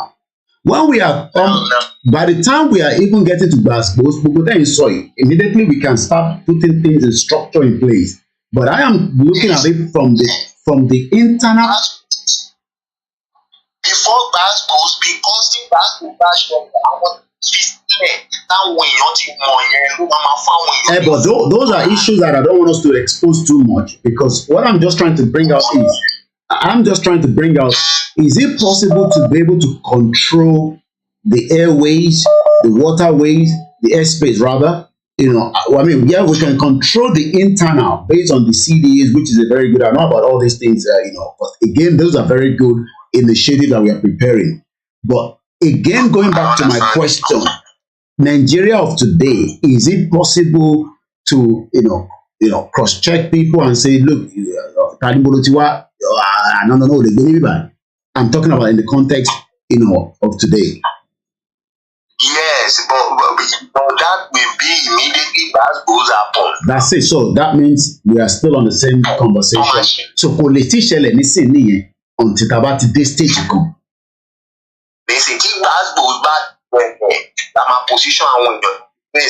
Which is important that we have to prepare for that. So definitely we go back. It is not possible now until we move to the next stage of this movement. Okay, all right. No, more. I can't go into too much detail because you're giving too much information out, and there's no point to that. We have still agreed the same thing. It cannot be possible until we get to a certain level of the movement. But we have to be preparing for a lot of things from not just security. We've got to prepare for contingency. We've got to prepare for a lot of things. We've got to lock down even the airspace into my airplane, and all these. But again, all this cannot happen because we still have a functioning system known as this crazy country called Nigeria. Yes. Okay, so Kappa get clarity in it. Actually, going to Bishop. Thank you so much. I can't love Bishop less because I don't want us to confuse it. Tabatife de Nigeria, soy. I mean, Tabatife de Yoruba, there'll be a different ball game entirely. Hello, quickly, go to get one. Ekale.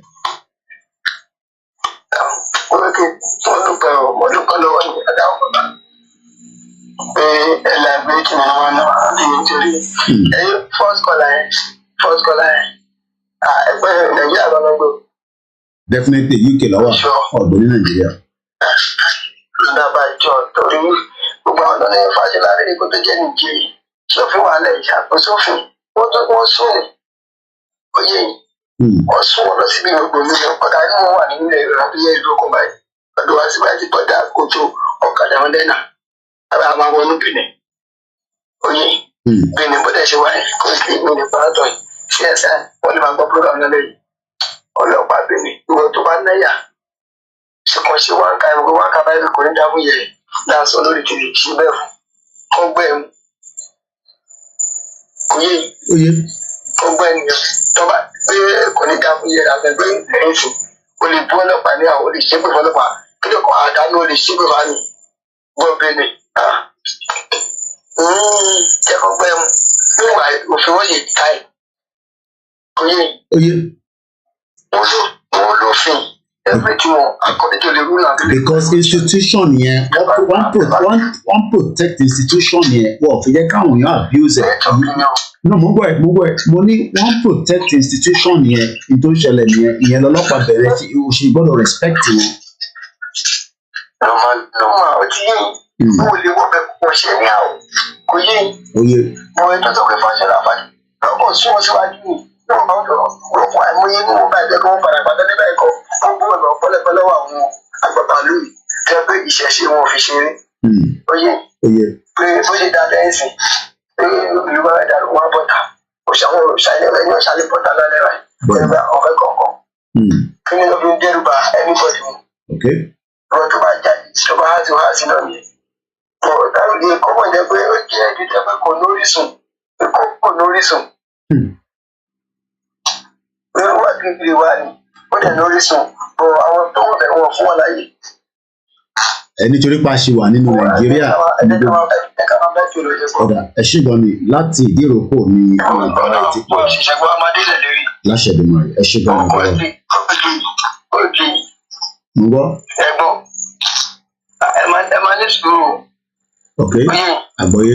Ẹ̀yin àwọn àgbààgbà ẹ máa ní sùúrù etí máa gbọ́ wọn àwọn kan àgbè wọn máa sọ èmi gbọ́dọ̀ ń gbọ́ lórí self determination pé mi lè deny.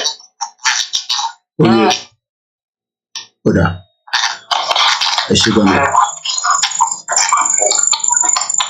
Tó alàgbà tó pè wá láti ìdíròkò lọ́hùn ni wọ́n ti pè wá. Mo kí ìyàwó First Bank grandma tí bá ti dárúkọ bẹ́ẹ̀ mo fi dárúkọ yín ni ẹ̀fìn ọ̀pẹ́ yìí ni mo kí èyí tó ti wọlé bàbá wa Akíngbayì Victor Lateef Ọlọ́runṣọ́ mo kí.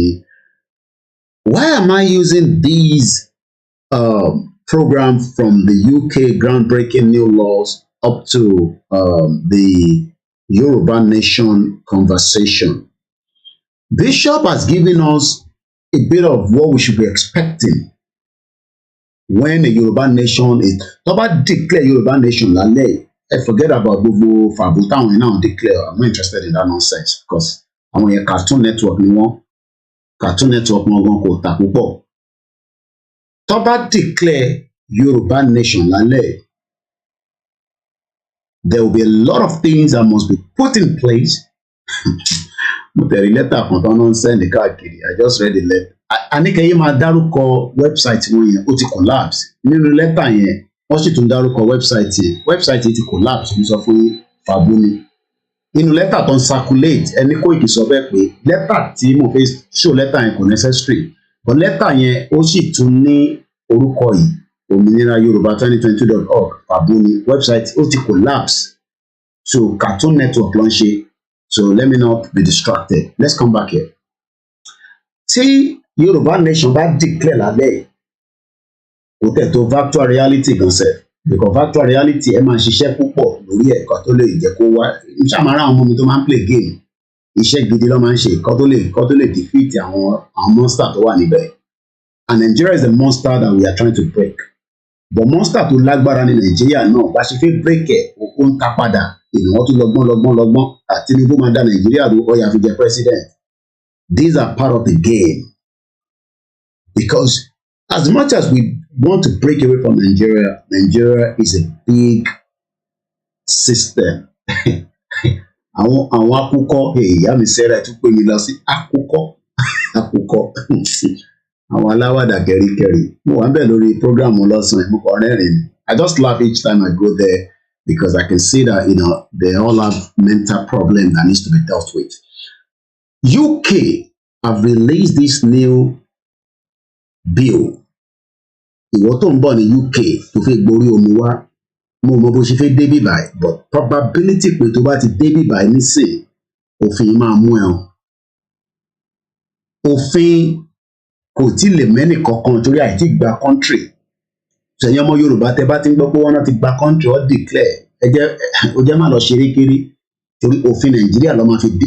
Imagine wọn náà gba country wọ́n tún wá lọ́ọ̀yà tó fẹ́ fi bá wọn gba àwọn èèyàn kúrò nínú country tó náà ti gbà. Ọ̀rọ̀ èèyàn tẹ̀ yíwú ẹ ti di iṣu àtàyà èèyàn kò tẹ̀ yíyàn wọ́n mọ́. But don't be distracted. Yoruba nation is not a country here.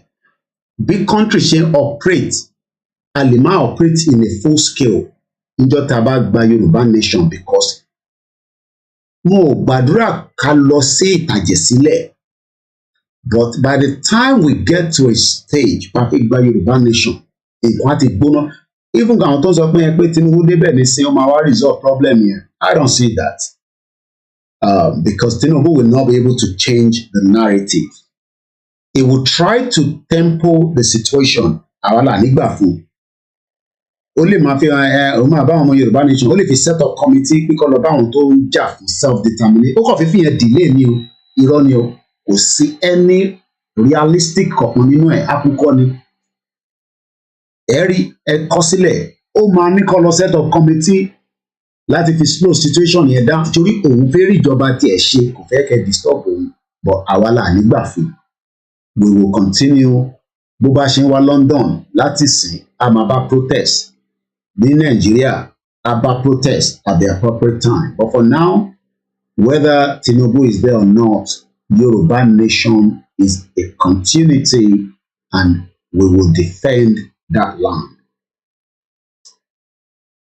The question I throw out is just to check on us. Yes, I agree to some extent with the first caller. But in reality, what program are you talking about that we posted to hold tomorrow? Program 1 year, I'm not sure which of the program. Mr. Ayodeji. Eba mi koruko program now because Male cross-check but now team one because I didn't post any program about borders and self-determination. Okay. Kò ń ṣàwàrà fẹ́ ṣe yẹn àwọn okay mo ti mọ àwọn kidney ni these are international program so kò ń ṣe mi mo fẹ́ ṣe kò ń ṣe mi okay ọ̀la ló fẹ́ ṣe I just picked it up ó dà pé under UNP ni mo ti rí nígbà tí mo lọ sórí Twitter wọn so Yoruba kid welcome on board.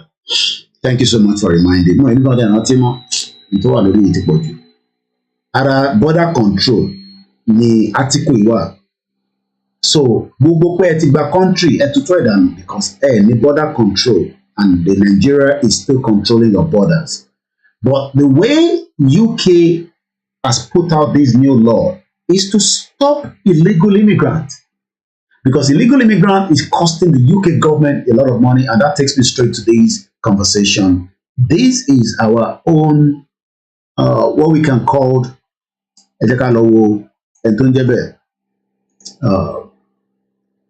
Sulia Braveman, almost 42 years old, born in 1980. Mo jùlọ lọ́jọ́ orí, but iṣẹ́ tó gbé dání lénìí ní UK. Má ṣe ìyà ti jẹ wá. Bá tẹ rántí gba nǹkan báyìí a kò máa bínú nígbà míì mo lè bínú púpọ̀ jù ilẹ̀ ti ṣú lálẹ́. She's 42 years old. Obviously doing it, àbí ló ṣe l'opportunity tó bá yẹ pé bó ṣe bí alàgbà tó pè mí láti ìdíròkò tó tẹ̀ tó ń bínú pé network òun ò gbọ́ mi dáadáa probability wa pé alàgbà yẹn lè jẹ́ home secretary wa. So ẹ̀yin idiot ẹ máa ń béèrè pé Koiki ta ló máa jẹ olórí yín ọmọ 42 years old òun ló control home secretary ti UK lẹ́nìí. Lótìtọ́ bíbá ẹ lọ bí sí bọ̀tá bá lọ wo lineage ẹ̀ àti pé ibì kan lòun náà ti ṣẹ̀ wá. She's a barrister, a politician. There's nothing wrong in politics. And we have a lot of Yoruba people that are doing very well. Ó mú mi lọ sí story woman yìí tí mo bá pàdé. Mo sọ fún yín pé mi ní media tá máa gbé yín káàkiri. Mo rántí orúkọ ẹnìbọn jẹ́ lọ sórí community mi lórí YouTube. Ọmọ Yorùbá ni. Ta ló ti gbọ́rúkọ woman yìí rí? Mo fi lọ mú story ẹ̀ jáde gangan. Àní ìgbà tí mo kọ́kọ́ rórúkọ yẹn, wàláì mo tẹ̀ rí adérin yẹn. All I was saying is Maggie. Nígbà tí wàá lọ ṣe a bit of research lé lórí, arábìnrin yìí ìyàwó yìí obìnrin ló máa jẹ́ ọmọ Yorùbá ló máa jẹ́ wàláì, and I was right. Let's look a little bit about her.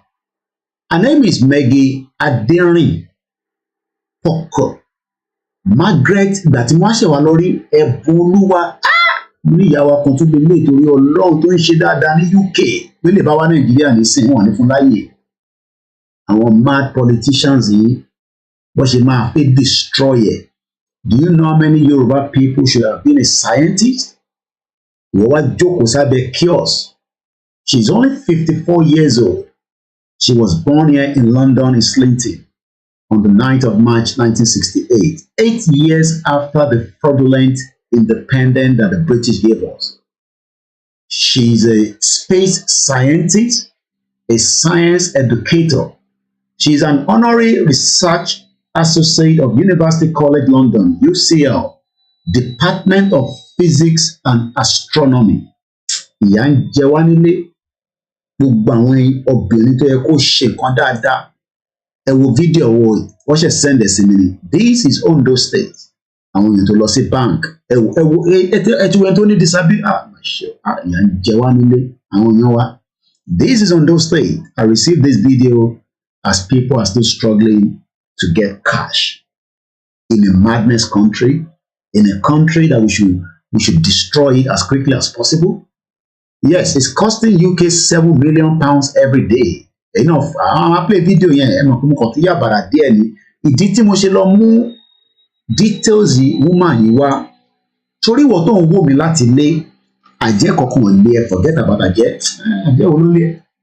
Ebi ló ń pẹ́ àjẹ́ ìyàwó mi ti bí mi pé ṣe máa jẹun yà. Ní tí mo jẹ lọ́sàn-án mọ̀ tí kò tí digest tán lára mi. Wàláì. My last meal was probably in the afternoon. Mo kàn mu smoothies, mo dẹ̀ mu enough omi, and I'm here again. Ṣé wọ́n tó tí mọ bí ayé ẹ̀ ṣe fi settle ó wá ní àjẹ́ mú ẹ? Àjẹ́ wo ló fi mú ẹ? Àjẹ́ kankan lé anybody. Gbogbo àwọn churches yẹn, some of them are business centers, we know that.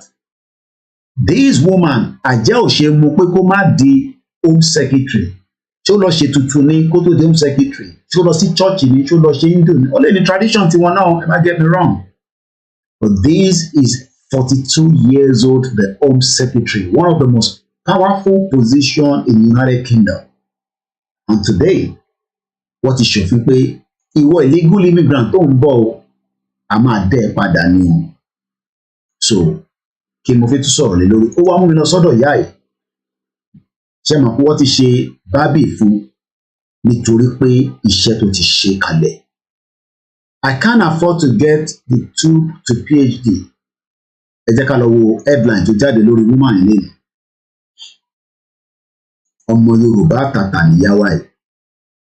Maggie yẹn ni mo kọ́kọ́ rí, mo tẹ̀ rí Adérin, mo dẹ̀ tún rí ẹ̀bùn ọlá, ẹ̀bùn tó ṣe fún ìyàwó ẹ̀ nítorí iṣẹ́ tó ti ṣe ní ọgbọ́n tó ní tẹ́lẹ̀dùmarè bùkún ẹ̀.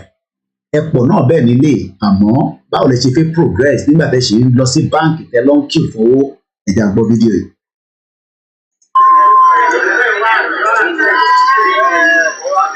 Ṣé àwọn ìyá tí wọ́n ń kí ìyẹ̀wò ìyá tó gbé fóònù dání? She could be the scientist. Ẹ wo tó lọ sẹ́gbẹ̀ẹ́ bá tó wà lẹ́gbẹ̀ẹ́ tiẹ̀ yẹn. She could be the scientist. Ẹ wo àwọn obìnrin tó wà ní bíbá. Ṣé ṣọ́ọ̀pù àwọn eléyìí di scientist nílẹ̀ Yorùbá lẹ́nu in another 30 years pẹ̀lú pé ẹ ṣì ń wá bẹ́ẹ̀ pé gbowó nínú bank?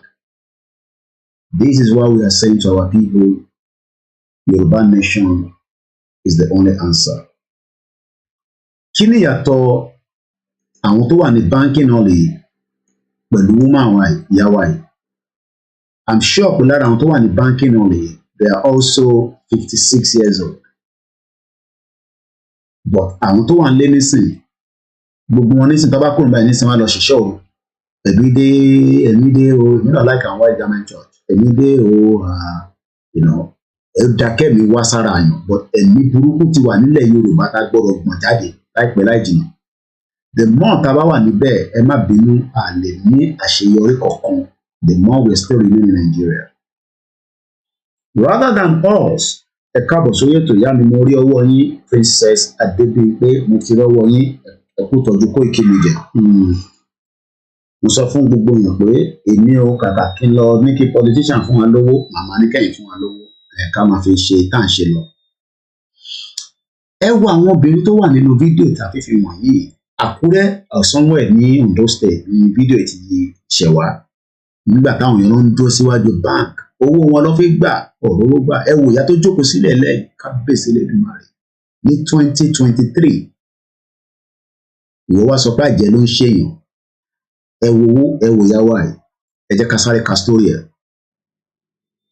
A space scientist, kí ló ń pè ní space scientist? Kò easy kó tó lè sọ pé space scientist, àwọn tó ń study òfurufú náà, àwọn kan study ẹ̀ spiritually, but àwọn kan study ẹ̀ practically. Iṣẹ́ táwọn kan lọ kọ́ nìyẹn, but wàá kọ́kọ́ lọ kọ́ physics, wàá mọ maths. But ìwọlé ní nísìnyí, ó jókòó sínú abúlé ẹ̀, onímọ̀mọ́ tí mò ń sọ, ìwọ obìnrin, ó ní kí n shut up, ó ní Tinubu ti wọlé, ayé ẹ̀ máa dáa, Ọlọ́run jẹ́ káyé ẹ̀ dáa o, èmi náà ń gbàdúrà ẹ̀. A space scientist best known for presenting BBC One The Sky at Night. Àtẹ̀mọ̀ bí a rí ìdí fídíò yẹn wò tó bá tẹ̀ máa yọ kúrò létà. BBC One The Sky at Night, ẹ jẹ́ ká lọ wo fídíò kan tó ó ṣe.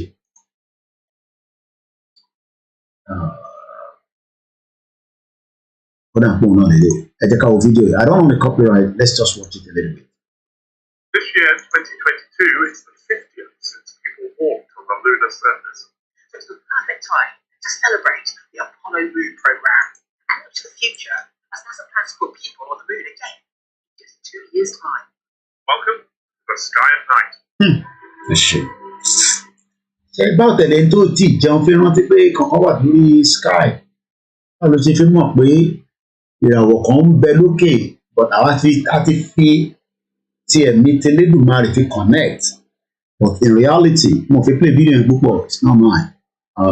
But at least àti rí woman yẹn a rẹ̀ ti understand tó mean, but let's read the article. Kí ló dé tó ṣe jáde nínú pépà lẹ́nìí nínú news káàkiri gbogbo àgbáyé tó ti recognize ẹ̀, wọ́n ṣe bábì fún ní ojú ẹ̀, ẹgbẹ́ bábì yẹn fine gan.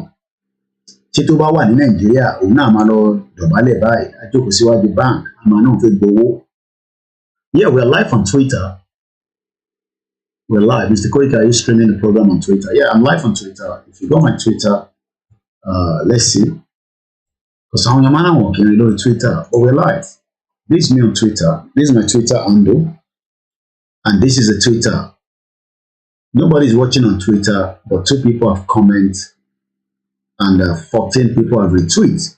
Tó bá jẹ́ pé a bẹ̀rẹ̀ Twitter space ní sí táwọn ọmọ Igbo bá dé nígbà yẹn nísìnyí, a máa ní àwọn Igbo, but I was still on Twitter. You know, I mean, that's okay. But Igbo, àwọn jókòó pa sórí Twitter ni, wọ́n máa ń bá wọn tátán ni. And they trend almost every day. For good or bad, doesn't matter. Let's come back to the conversation. Once again, this is live. Ẹ jẹ́ ká tún padà sí ká complete eléyìí, àwa padà sí fídíò eléyìí tá a fi play ti woman yìí. Ẹ máa rántí pé ìyá ẹ̀ cause ìyá ni, she's 42 years old.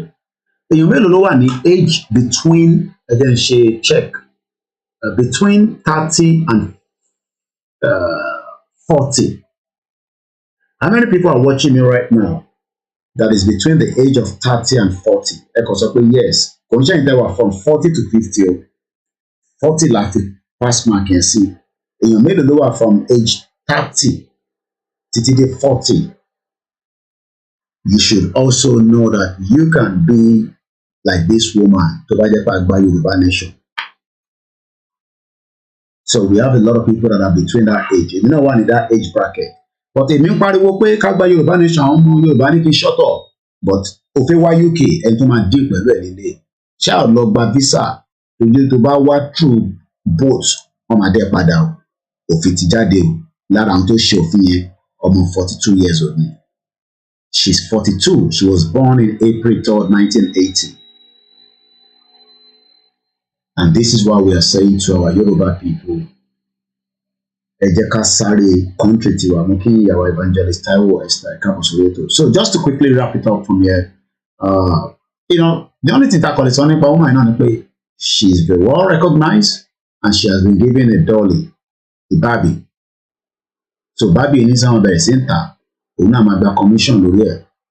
She has done her best and we love her, we appreciate her on this platform. This is koikimedia, bringing the work closer to your doorstep. So let's close that bit.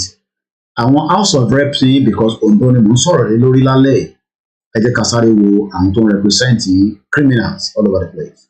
I don't need to call them honourable but I call fún ní respect. Chief Ọlẹ́yẹlógún Bámidélé David Ìfẹ́dọ̀rẹ́ is one of your speakers. Samuel Ademoye Odigbo II, Deputy Speaker. Emmanuel Ogunmusuyi Owo II, Majority Leader. Oladimeji Olamide Adeson, Ondo East, Deputy Majority Leader. Mohammed Taofik Oladele, Akoko Northwest, Chief Whip. Festus Ayodele Adefiranye, Ilẹ̀ Olújì, ó dà pé ìyàwó dárúkọ Olújì yẹn. So many places that could be developed and give us a lot of wealth. But today, our Yoruba people are suffering. Is the Deputy Chief Whip.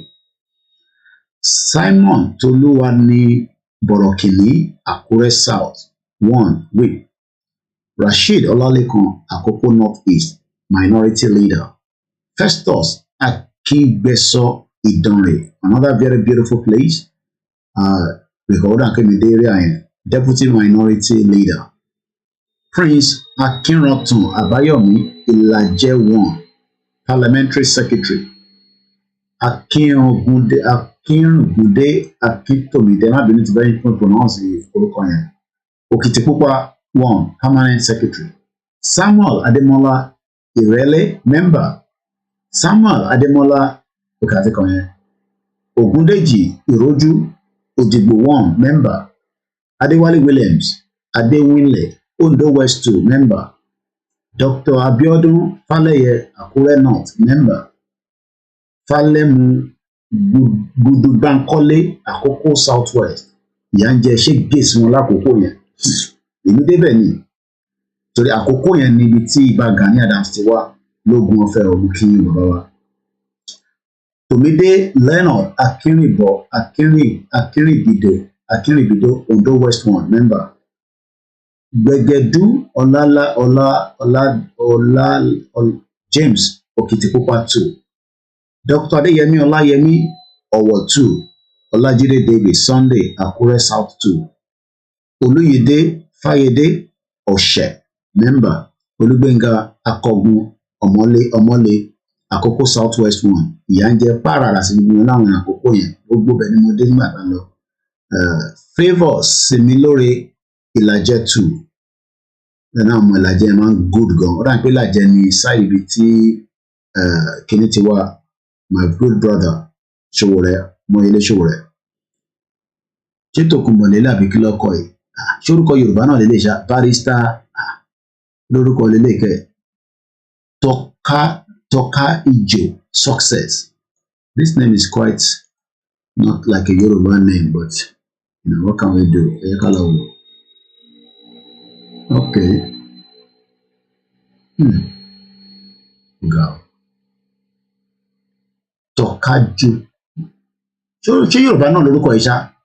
Àbójú mi ló kọ̀ rí bẹ́ẹ̀ ni. Success Taiwo. Tọ́hákíhíjò. Ẹ̀yin around there, help me out níbí báyìí. Mo kí Pastor Ṣọlá. Okay, ẹ notice pé kò sọ obìnrin níbẹ̀, ọ̀ ní fọ́nbìnrin láyè. Just like Muslim ló pọ̀ ní ti Lagos State, mad country. So arákùnrin Success orúkọ yìí mo fẹ́ ká wò ṣé orúkọ yìí look àbí mi mo kàn ń rò bẹ́ẹ̀ ni sound like Irobo Tọ́ka ẹ wò TORHURERHIGO sound like Irobo ṣé anybody tó agree pẹ̀lú ẹ̀ mo fi ajá bàbá kí mi orúkọ yìí lágbára o. The profile of the legislator in waiting. This was in 2018. Anyway, the name may be from Ijaw people. Okay, well, I don't know, but Bishen Boruku, Bishen Karuko, I know the Ilaje tribe, Omoyele Showore. Okay, Ilaje tribe. Okay, all right, that's fine. Nothing, our inclusive, none, that's all. Mbolawa. So, ṣé kò sọ́bìnrin kankan láàrin wọn ní gbogbo bíbá yìí irọ́ ni o ẹ̀yin ará Ondo state ṣé kò sí obìnrin kankan tó jẹ́ house of rep yìí ni kò possible ẹ hàn pé mo ka obìnrin kankan jáde látẹ̀kùnṣá ta ló ń gbọ́ mi láti Ondo state ìyá mi comfort ti wọlé ẹ̀yin máa lè help me nísìn can be from Ìjọ Orógbó mọ́mì ṣé kò sí obìnrin kankan nínú house of rep ní Ondo state ni ẹ káàbọ̀ mọ̀ mo ti pe ilé ẹ̀kan náà mo ní bí ẹ lọ síbi iṣẹ́ ni. Olúwa Ṣẹ̀gúntọ́ Àkókò south east Jamiu Sulaiman Àkókò north west are we saying that everyone in Ondo state there is no single woman representing you adẹ̀ṣọ́ woman kan lẹ́ẹ̀kan nísìn Mukiyawa _Renike Ekaboma Jerusalem on Instagram. And then we'll comment lórí Mixlr. Akinritan is Obat Oison. Ṣé ní sinmi dárúkọ Akinritan? Níbo mo ti dárúkọ Akinritan? Okay, wọn ọmọ Obat lélẹ̀ Akinritan. Okay. Àwọn elépo rọ̀bì. Honorable Abayomi Akinritan. Okay, ọmọ Obat. Okay, interesting. Pàdé government lágbára. Akinritan.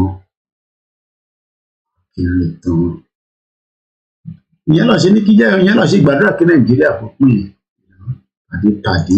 Thank you so much. Mo kàn rí comment ẹ nísìnyí. Mr. Oluwasegun lórí Mixlr. Akinritan is Obat Oil son. Àwọn tó bá mi tán pè ní Obat Oil. Ẹ jẹ́ ká gbé lọ sọ́dọ̀ Obat Oil.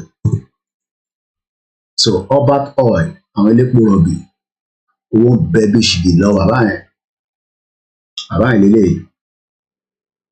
2.1 billion debt Sky take over Ọba Akinritan Obat Oil Depot. Kílódé ẹ̀sìn owó ni bàbá gbèsè.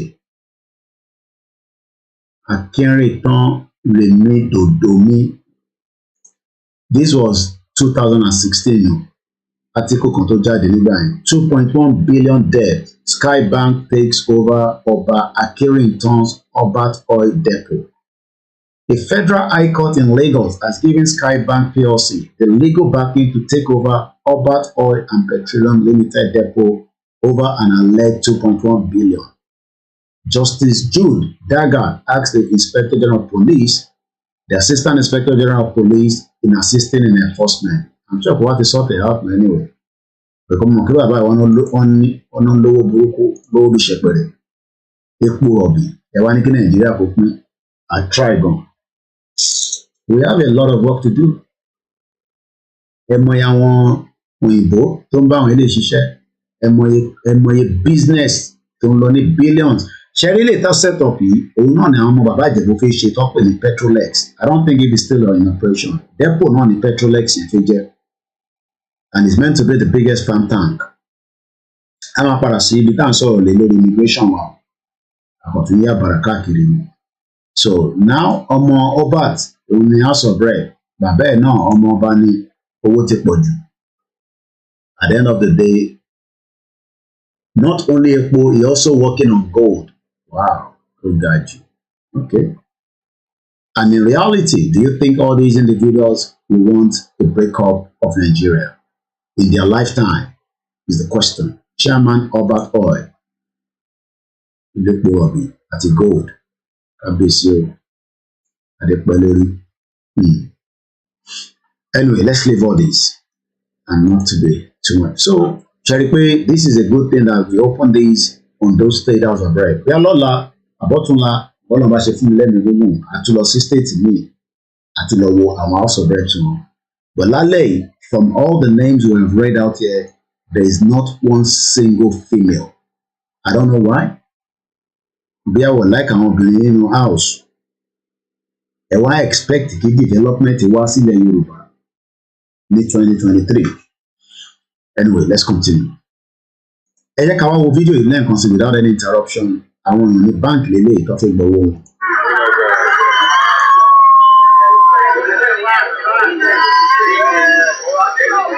Wọ́n tẹ́ wà lórí mixlr fídíò kan ta fún wọn báyìí àwọn èèyàn tó tò síwájú báńkì èrò pọ̀ rẹpẹtẹ ọ̀fẹ́ gbowó ọjọ́ kò sílẹ̀ lẹ̀ báńkì ò sí fún wọn ọ̀rọ̀ owó gbà. Ẹwà àwọn bàbá wa ẹwà àwọn kú wa.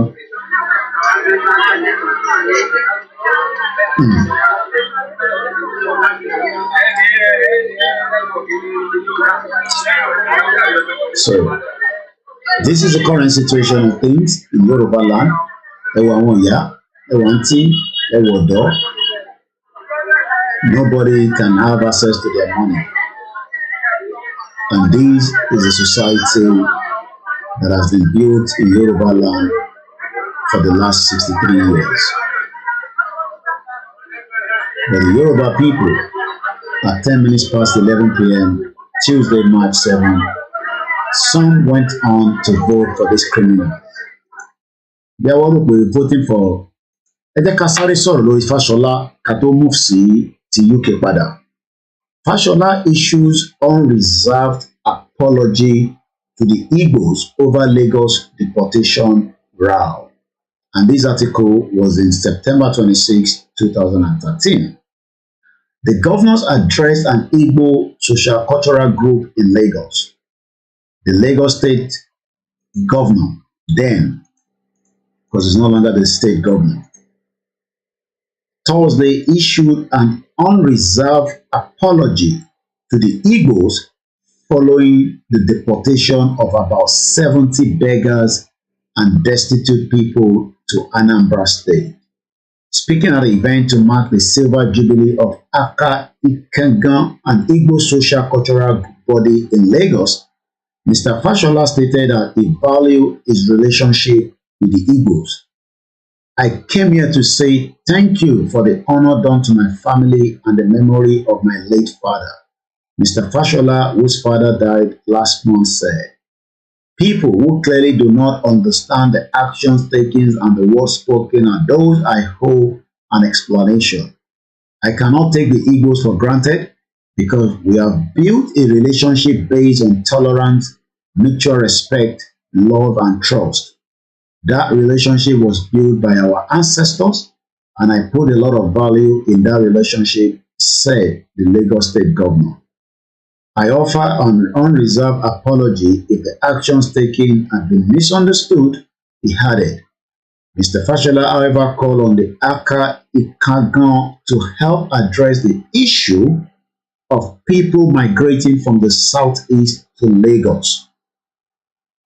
I want you to take note of that word. The issues of migrating. Tabanik migrating, English dictionary. What does it mean to a layman like me and you? Migrate. Migrate. Once again. Migrate. One more time. Migrate. Animals do migrate. Tó tútù bá dé, àwọn ẹyẹ kan máa sá lọ síbi tó ń wà. Tó tútù bá ti tán, wọ́n máa padà. Just as baby náà ṣe sá kúrò Nàìjíríà ní 24 years ago, ọ̀pọ̀lọpọ̀ tó fi sá lọ bá ṣe ń sọ̀rọ̀ báyìí. It is a normal thing for people to survive. They want to run to different places. So when something is called migrate, it is called of animals, typically a bird or fish, move from one region or habitat to another according to seasons. And Fashola was saying that, please help us address the issue. My question to those of us again watching is, If you will be first question here. I still go back to the same question because the first caller was able to say Fashola did it, maybe other governors should have taken over. But migration of people from one state into another state, mainly under the 1999 Constitution, people can move around. They can move around. Why do you now think that the British government, our own Prime Minister, today, because I too am in midnight, did a press statement, and this is what he had to say. As a result, this shows that This is when it was coming in Koikimedia Live. Let's listen to our Prime Minister, Rishi Sunak. Today we are introducing new legislation to keep my promise to you, to stop the votes. My policy is very simple.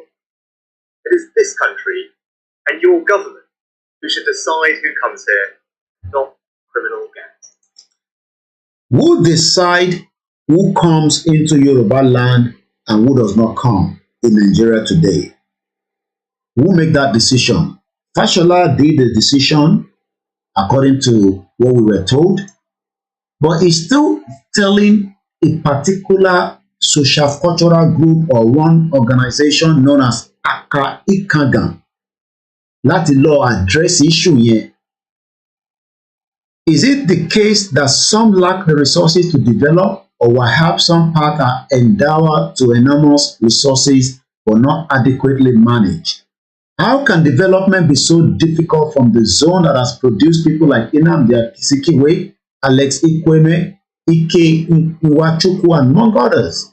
As political storm gathers, there are contact sports like football, contact sport have rules, said Mr. Fashola. Those who are victims of our shortcomings as professionals in and out of the government should not be pounded. A day like this calls for deep reflection about the issues of our loyalties. Are we more Igbo than Nigeria, or are we more Nigeria than Igbo? Yare. On July 24, the Lagos State governor had dumped the evict under the cover of darkness at Upper Iweka, Onitsha. Are they back again, or are they in their own territory known as Anambra State? Who does a check when somebody is coming from the Igbo land, as an example, all the way into Lagos? Níbo náà ti máa ṣe check yẹn? Do we have the borders between Yoruba land and the Igbo land today? Do we have a border between the north to the Yoruba land?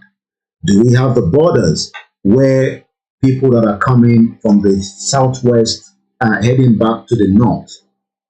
We don't have the borders because it is one country.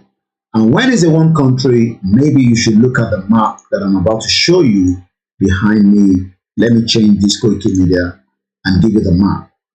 As of today, if I move a little bit like this, can you all see that there is no borders between us and the rest of the countries? There's no border between us and the rest of the states. The reason why our own Prime Minister can come out is because UK is trying to protect its borders from illegal migrants that are making use of the UK resources, which is costing us £6 million every day. We're going to listen to it more. When we have a Yoruba nation country, we will be able to say, okay, after our Igbo, but Igbo people are educated. We want the one that is educated, that will live with us as an example, that will be professionals. After tomorrow, burden on us. Or we want the one that will come, but it's not going to sell us a fake product if that is your concern. We don't want the one that will come and we want to steal our land. We will control the land. But in Nigeria today, it is not possible. And it's a good thing that these kind of narratives that we have been discussing in the last 24 hours is now coming in the UK context. So those of you that say you have a country, you don't have a country yet because you are not controlling the people that are coming from the other part of the state into the Yoruba territory. A lè máa pariwo, a lè shout, bá post as many content in the WhatsApp group is not going to make any impact.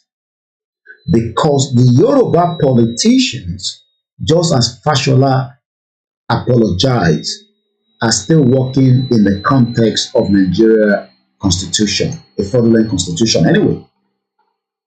So I don't see how the governor of Lagos State, Babajide Sanwo-Olu, will be able to stop people entering Lagos State.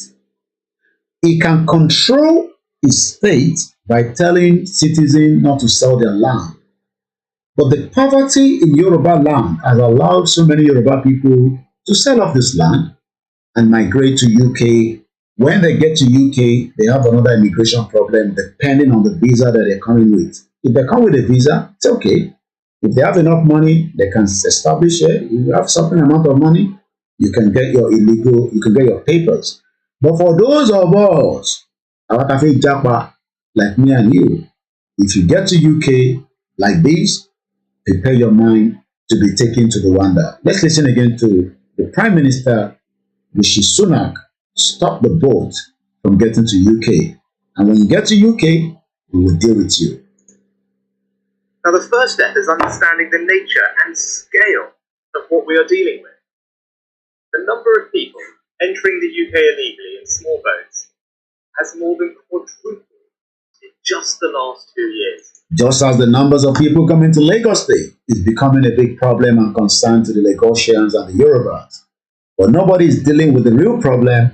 Let's get a Yoruba nation and deal with this problem properly through laws, through setting up and employ more Yoruba people and stay at the borders. Hello, where are you going?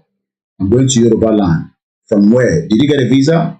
Depending on the relationship that we have with the next country. Okay, you don't need a visa, but let's first check you to make sure that you're not a criminal that have committed a crime the last time you came into Yoruba land. These are the things that can be done inside a Yoruba country.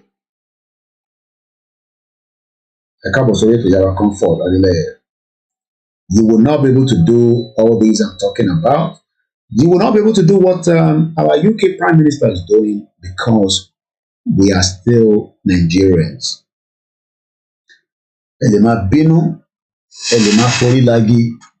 But nothing is going to change. Article. Release a voice note. Send the dates. Until we have a Yoruba nation, a Yoruba country, a Yoruba land, we will sort all these things out on for life within 1 year. We will first ask every non-indigene to come and register because we want to know their location.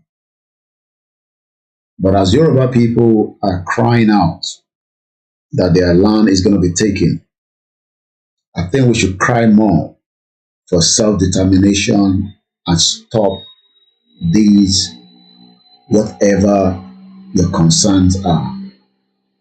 Those that does not even believe in self-determination is the one that we are trying to protect, according to some people. If actually protect one on, the same politicians, only God knows the kind of relationship they have with the Igbos. If that's your concern, they've given them the opportunity and they've not given the Yoruba people opportunity. Let's listen more to Rishi Sunak. Those illegally crossing the channel are not directly fleeing a war-torn country or persecution. When there's a war in Nigeria, you'll be lucky. If you come here, they will have to accept you. But by the that's fine, no problem. We will continue this kind of education until we get to where we are going. Or an imminent threat to life. They have travelled to safe European countries. They are paying people smugglers huge sums make this dangerous and sometimes tragic journey. Now, the reason that criminal gangs continue to bring small boats over here is because they know that our system could be exploited. Well, Rishi Sunak, my own prime minister, we don't want to exploit this system by bringing the Yoruba people here. Can you just help us dissolve, disintegrate Nigeria so that me and the rest of my Yoruba people here, we are going to go back home and we make sure that we can promise you, if you can help us with our quest for the dissolution in a peaceful means without bloodshed. This is a question I'll throw to him anytime I have the opportunity to engage him. We can guarantee that no Yoruba indigene will leave Yoruba land to UK should we have Yoruba nation at least in the first 10 years of Yoruba country. A lè sign agreement yẹn. Pé tí Rishi Sunak bá guarantee àwa ò pé ẹ̀yin Yorùbá mo back yín under the United Nations. And please stop saying that you have a country because these are prime minister that would endorse you at the United. Àwọn èèyàn tẹ ìyá yẹn ti jẹ́ kẹ́ feel pé United Nations yẹn is just something. Don't come my phone bó ṣe ń bọ́ lọ́hùn sọ̀rọ̀. Mad people all over the place. Rishi Sunak represent the Yoruba people if he wants to. But he's more concerned of some of the other areas because only KOKORO will make a decision here. We have a king in the United Kingdom. God bless the king, they say. But Rishi Sunak can influence this kind of conversation. But today, they are more worried about illegal immigrants that are trying to get to UK that is giving us concern. Great Yoruba Nation on Instagram, very good evening and welcome to the program. That once here, illegal migrants can make a multitude of asylum, modern slavery, and spurious human rights claims to frustrate their removal. And the risk remains that those individuals just disappear into the black economy. You heard that? Just as a lot of our terrorists don't want Nigeria. And let me show you, maybe you don't know, Kokombo News, but you are letting my worry, koikimedia. Let me take us quickly to Twitter and go to the intelligent platform that I follow all the time. Before I open that, how many people That's about in trend, trend is important you click on it. Video of Olisho Inka speaking about how they start the first confraternity. Okay, I know the interest in Olokon Anisin. I keep about Olisho Inka Dada. This is Ifa Funshaw I follow a lot. In 1946, Mrs. Adebonojo points to a map she drawn on the blackboard showing Yoruba nation in Nigeria in 1946 during a geographic lesson at Marlborough Senior Girls School. My loyalty belongs to Yoruba, not Nigeria. It is only a brainwashed Yoruba that will say, I am Nigeria before Yoruba. And we have a lot of the youth that should channel their energy. Don't look from Peter B and bring that energy into the Yoruba nation conversation. But they're still thinking that they can fix Nigeria. I don't know how idiotic they are. I'm sorry. They're hoping that they can work and bring the unity among all the 370 groups. That's where the youth are putting their energy, in support of Peter B, because they now believe that APC and PDP destroy Nigeria. They need a new Nigeria, where they are losing their identity as against Nigeria. But who do we blame? We blame all these Olori Buruku politicians, like we have them here, that have disrespected we the Yoruba people by not talking about the Yoruba nation and raising a bill. But these 42 years old Home Secretary raise a bill and say enough of these immigrants coming into UK and we're going to stop it. And that is the conversation that took place with our Prime Minister. And this is order. This is how our Home Secretary was introduced to the Parliament this afternoon. We come to the statement of the illegal migration bill. I wish to make a brief statement. I'm aware that there are a number of cases before the court which relate to the subject matter of the bill. Given the national importance of the issues to be discussed, I'm prepared to exercise a waiver and allow brief references to those cases. However, I would ask members to exercise caution and not to refer in detail to issues which are being considered by the court. I know. This is why we say that Nigeria does not respect rule of law. As much as they're going to be talking about this issue, they must also consider that there are cases in the court. Just as I was very careful because I can't say what I don't know. I have to go according to the article because it will still be a legal case. But in Nigeria today, we don't even have a rule of law. And if you have a rule of law, your president, after 4 days, have not responded to the judgment of the Supreme Court. What a crazy country, and you expect some of us to remain in such country. Mo kẹ́yìn tẹ́ ń wọ̀ láti Ọ̀ṣun State. A máa sọ̀rọ̀ lórí Ọ̀ṣun náà láìpẹ́. But for now, we're dealing with Ondo State. Once again, how many hours láti lò? Because I need to wind down. Okay, kò ní ju 3 hours lọ, so I have about 40 minutes to the end of my presentation. Let's go back and listen to our own Home Secretary today. Call the Home Secretary to make a statement. She's only 42 years old. With permission, Mr. Speaker, I would like to make a statement about the government's illegal migration bill. 2 months ago, the Prime Minister made a promise to the British people. He said that anyone entering this country illegally will be detained and swiftly removed. No half measures. The illegal migration bill will fulfill that promise. It will allow us to stop the boats that are bringing tens of thousands to our shores in flagrant breach of both our laws and the will of the British people. Now, the United Kingdom must always support the world's most vulnerable. Since 2015, we've given sanctuary to nearly 500,000 people.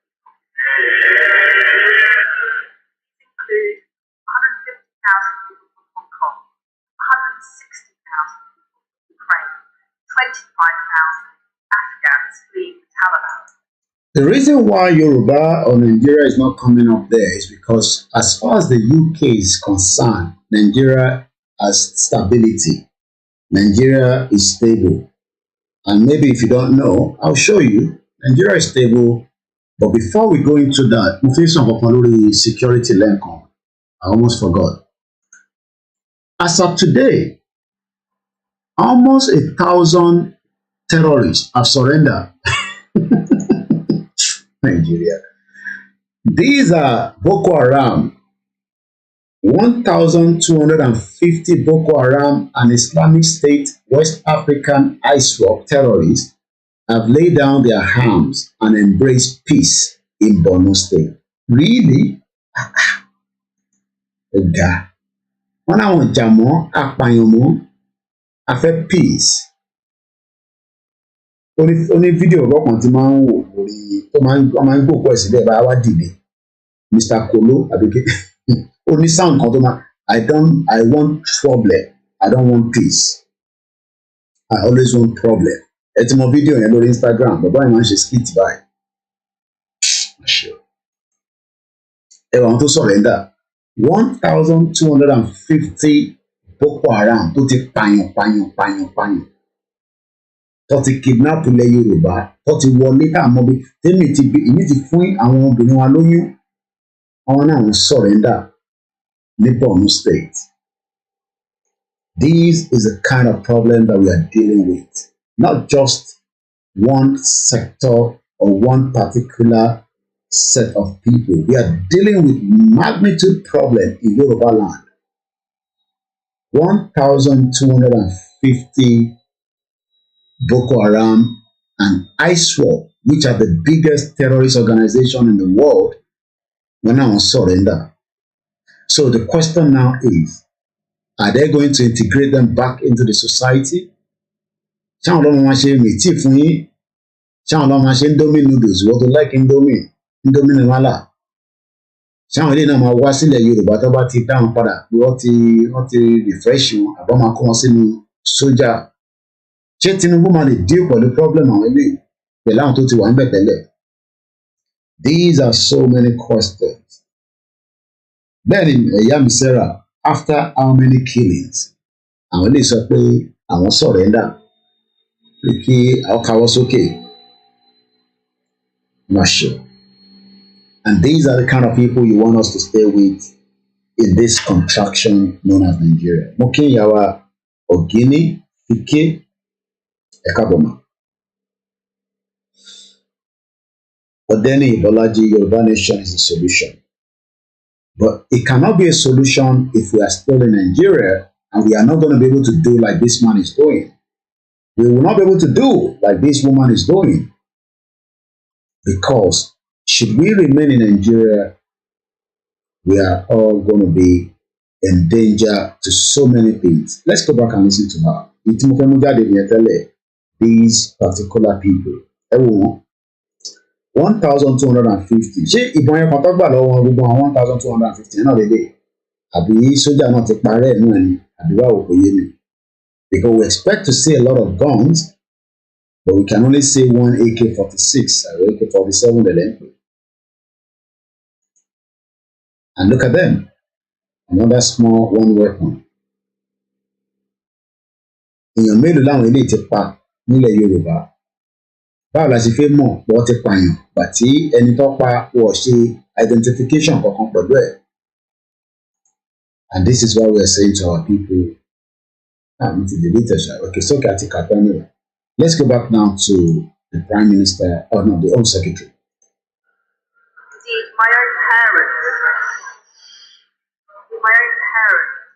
decades ago, found security and opportunity in this country. Ṣẹ̀gbọ́n àwọn tó sọ pé àwọn ìyá tó bí òun náà UK lọ sáwá lọ ti rí security lọ fi lè bí òun ní 1980.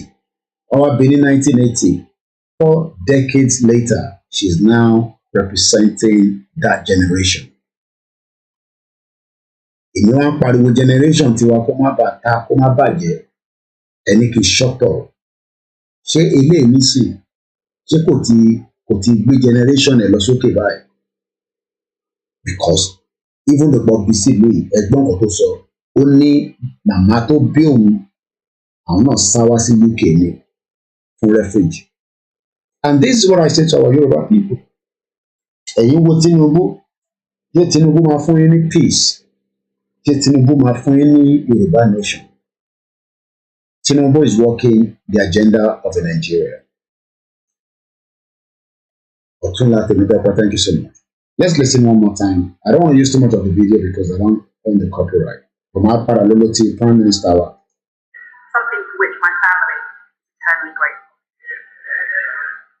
Crucially, these are decisions supported by the British people, precisely because they were Ó ní àwọn British people, àwọn ló support ẹ̀. So gbogbo ẹ̀yàn ọmọ Yorùbá tẹ̀ ń pariwo lọ́tún ló sì kọ́fí balẹ̀. Báwo la ṣe fẹ́ stop problem yẹn tá a bá ṣì wà nínú Nàìjíríà? How do we want to stop that problem? How do we want to stop it? Ṣé ẹnu la fẹ́ fi stop ẹ̀ ká máa particle ká máa pariwo or ká advice àwọn politicians wa pé ọ̀rọ̀ Yorùbá nation ẹ jẹ́ ká fi mú dáadáa o. But all their manifestos from the PDP, APC and the Labour Party, they are all criminals. Their agenda is only for Nigeria. Koikimedia Live. Decisions made by the British people and their elected representatives. Ẹ̀gbọ́n wọn tó sọ and their elected representatives. Mo rí ẹ̀mbẹ̀ láti Miami. Ẹ̀kọ́ ọrọ̀ ajé ètè ní ajá máa wọgbá. Àwọn representative tiwa àwọn náà lè léyò Londo State. Báwo lọ ṣe máa defend Ondo fún yín? Àtẹ̀dúpẹ́ pé wọ́n tẹ̀ ṣàmọ̀tẹ́kùn Londo. But how do we stop all these criminals good, bad, ugly, into the territory known as Ondo State. Let's go back and listen a little bit more to the Prime Minister before we start winding down, because we're not in Nakad. Now that is the reality we must deal with.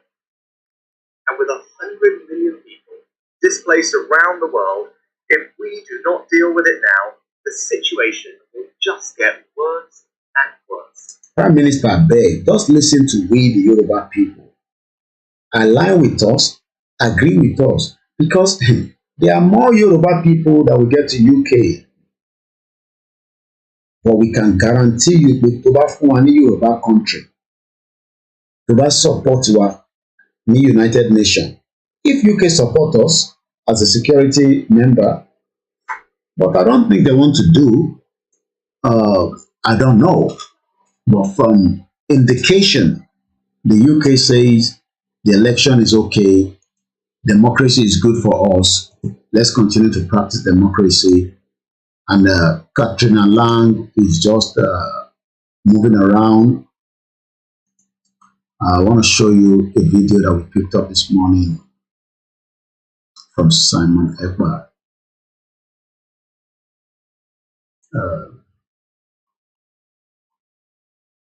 Where Katrina Lang, this is Katrina Lang.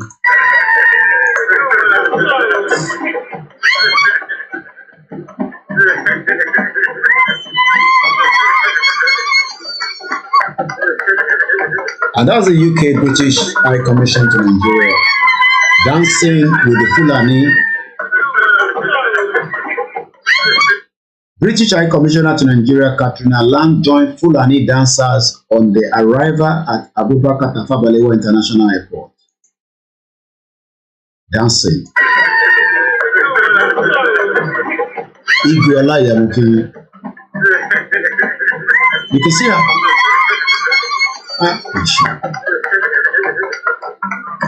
And some people are excited. She know they catch the woman. She's doing exactly what she's been taught to do.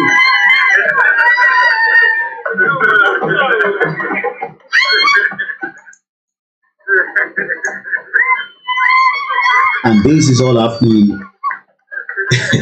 Mo mọ̀ pé Alhaji wà níbẹ̀, Alhaji Bashiru. Ẹ rí i pé a ti wọ àwa ní baba problem.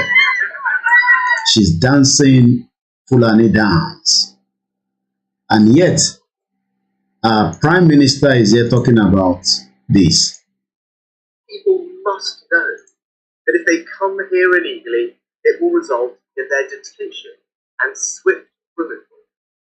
Once this happens, and they know it will happen, they will not come, and the votes will stop. Okay.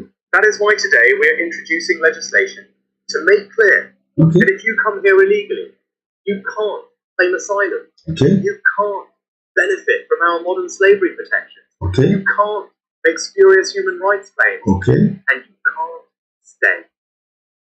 We will detain those who come here illegally and then remove them in weeks, either to their own country if it is safe to do so, or to a safe third country like Rwanda.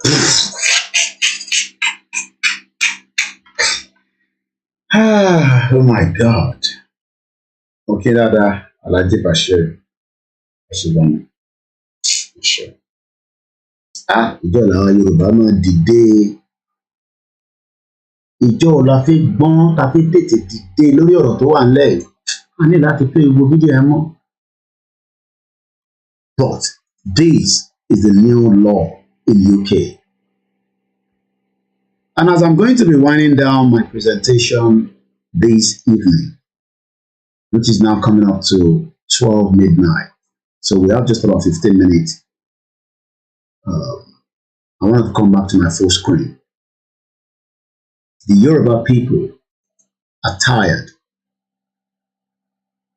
but not all the Yorubas are tired, because some still see Nigeria as their milk, and that is why it's giving us a lot of setback. If every Yoruba politician today agree that we should go, nothing is going to stop us from going. but Tinubu bàbá wọn tó jẹ́ the big gbòógì ó ti di president. Àwọn kan ní ẹ ṣe sùúrù, ó mọ tó ń ṣe, calculator ni bàbá yẹn Jagaban, ó máa ń calculate dáadáa, a calculate ẹ̀, gbogbo ọ̀rọ̀ Yorùbá nation ó máa jẹ́ kó tètè bọ́ sí.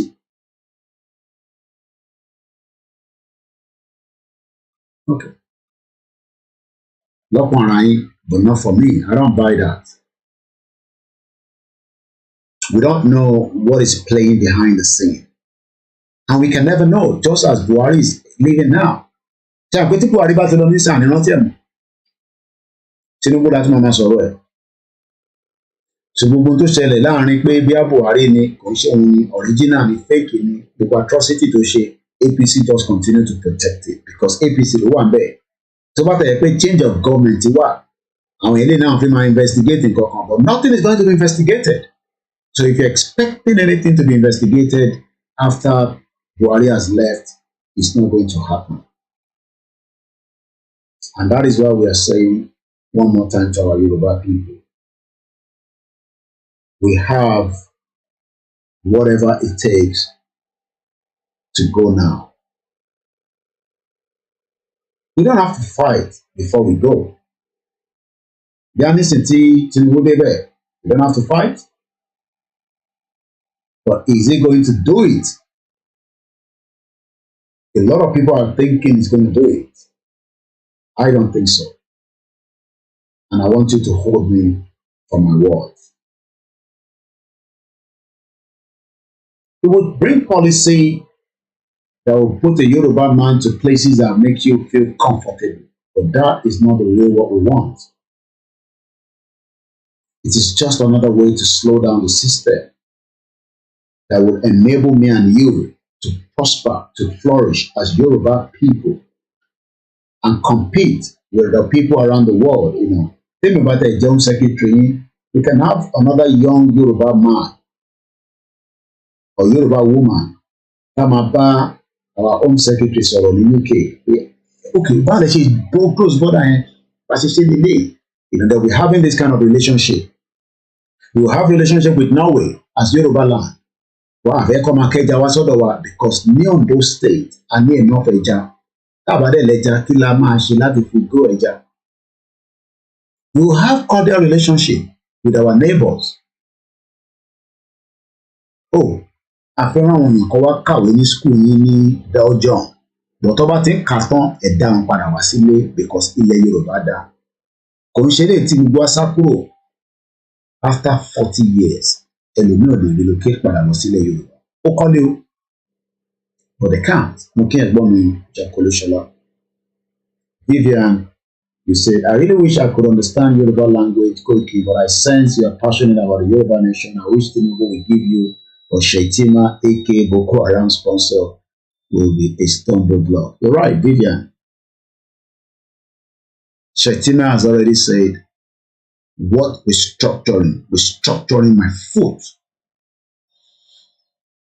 Tinubu is going to run on the 1999 constitution. They will try to say they are amending it, but the legal experts that have spoken in the past have said, there's nothing to amend. You scrap that constitution and then bring a constitution that works for every region. And that will definitely collapse Nigeria if that is done. So Tinubu will try to manage that constitution with all kinds of lies. He will set up different committees to look into the economy, the security. It will not make any difference. It's just to slow the Yoruba generation into what is known as Nigeria again. And with the backings of all the Yoruba states, even Oyo State gave him the backing. Then the question is, what will be the way out? I will talk about that, but not tonight. So if you think that there's still not a way out, as a Yoruba president there, you must be fooling yourself. The fight must be continuity until we break the backbone of Nigeria and we all be free. Don't be deceived. The Yorubas must exit now. Anytime.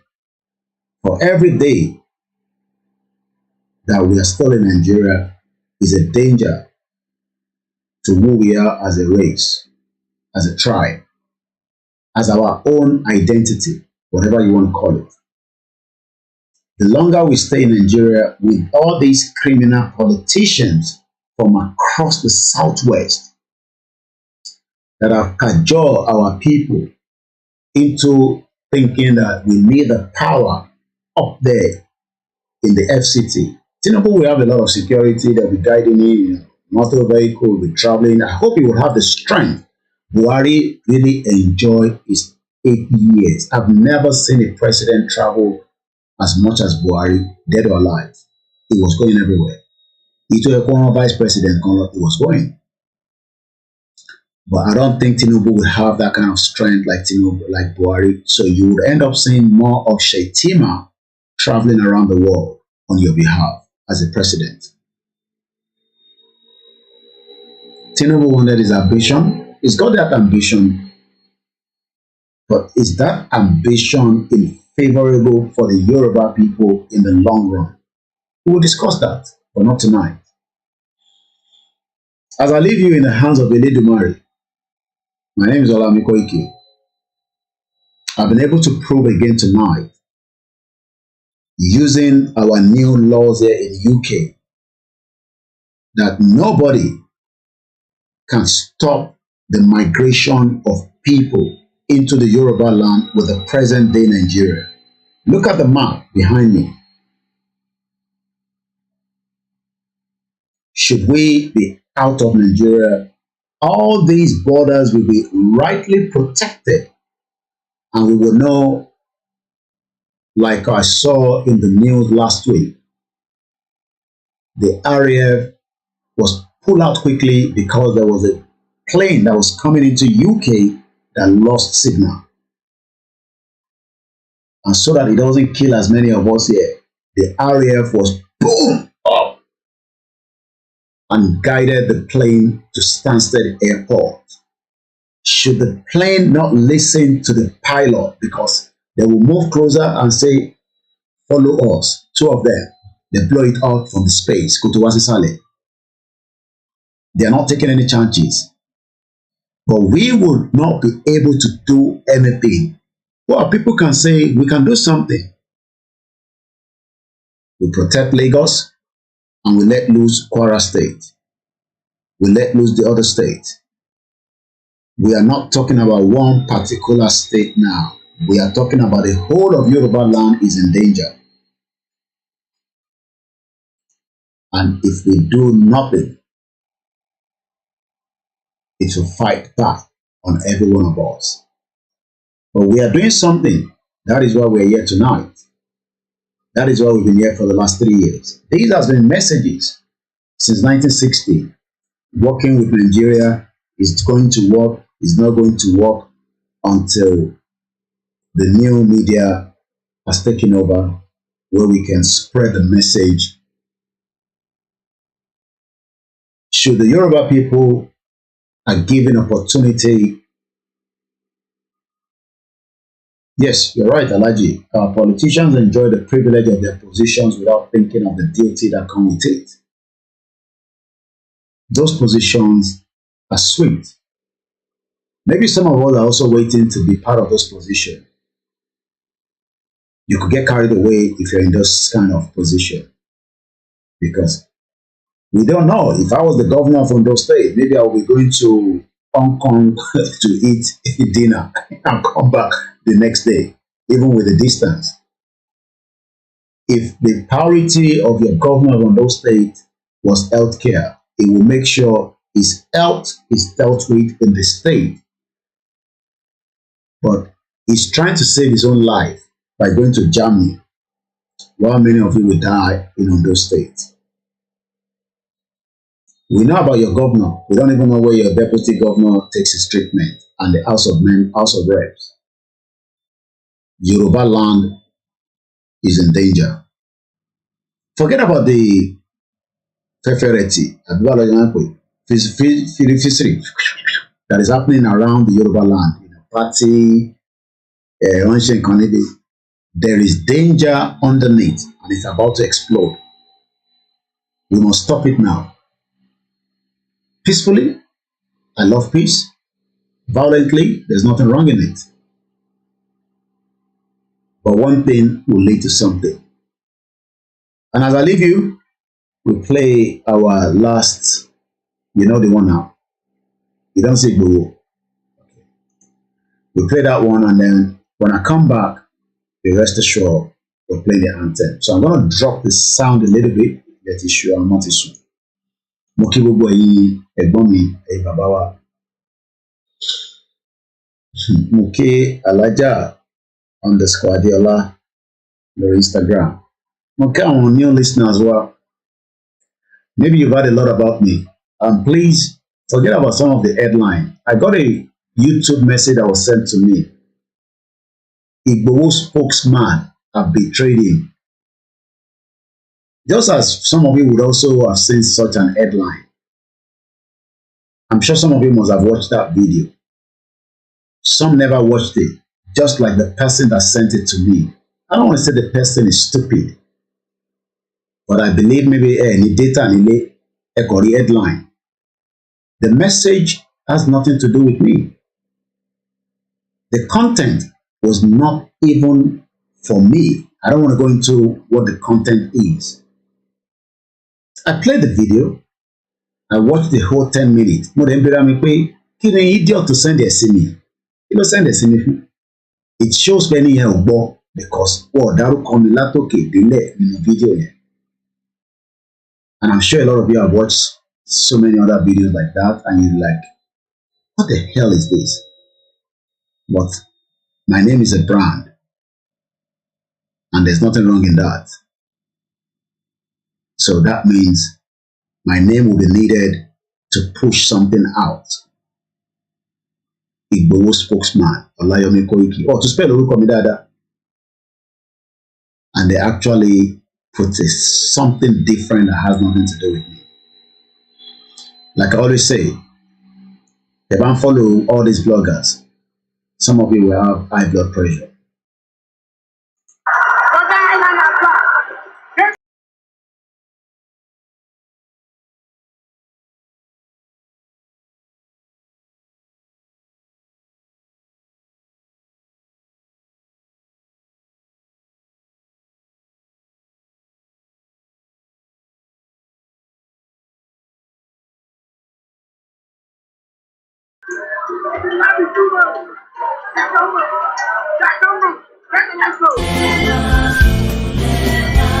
Orílẹ̀-èdè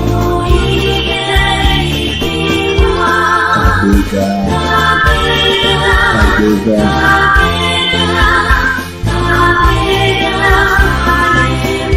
tó dá ìtẹ́lẹ̀ jíjẹ́ tàgbọ́n àgbẹ̀mọ̀gbẹ̀ àti ìbẹ̀rù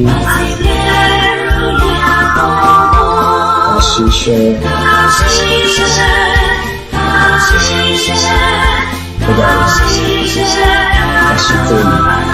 ìṣọ̀kan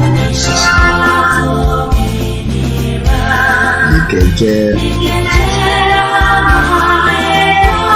aṣíwájú ìtọ́ni ọmọ òbí ọ̀sìn ipò ìrẹ́ni ìmọ́lẹ̀ ìgbàdúláwọ̀ àwa ní kódàrọ̀ fún alámasùn ó tún di ọ̀la agbára ìdúnnà Ọlọ́run fún Nnamdi Kanu lálàáfíà níbi tó wà Ọlọ́run yọ àlàáfíà kúrò gbogbo tó bá dì mú Ọlọ́run mú wọn pa wọ́n ti padà wá. Ọlọ́run tọ́jú Nnamdi Kanu is not doing very well, but we continue to pray for him. And on that note, good night.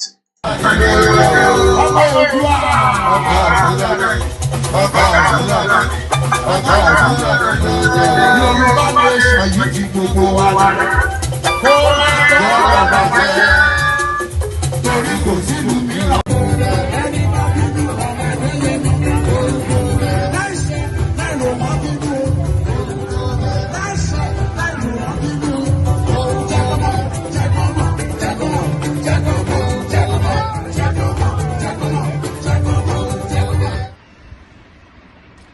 Life is so funny. You come with nothing, then fight for everything, and later leave everything and go back with empty hand. God is powerful.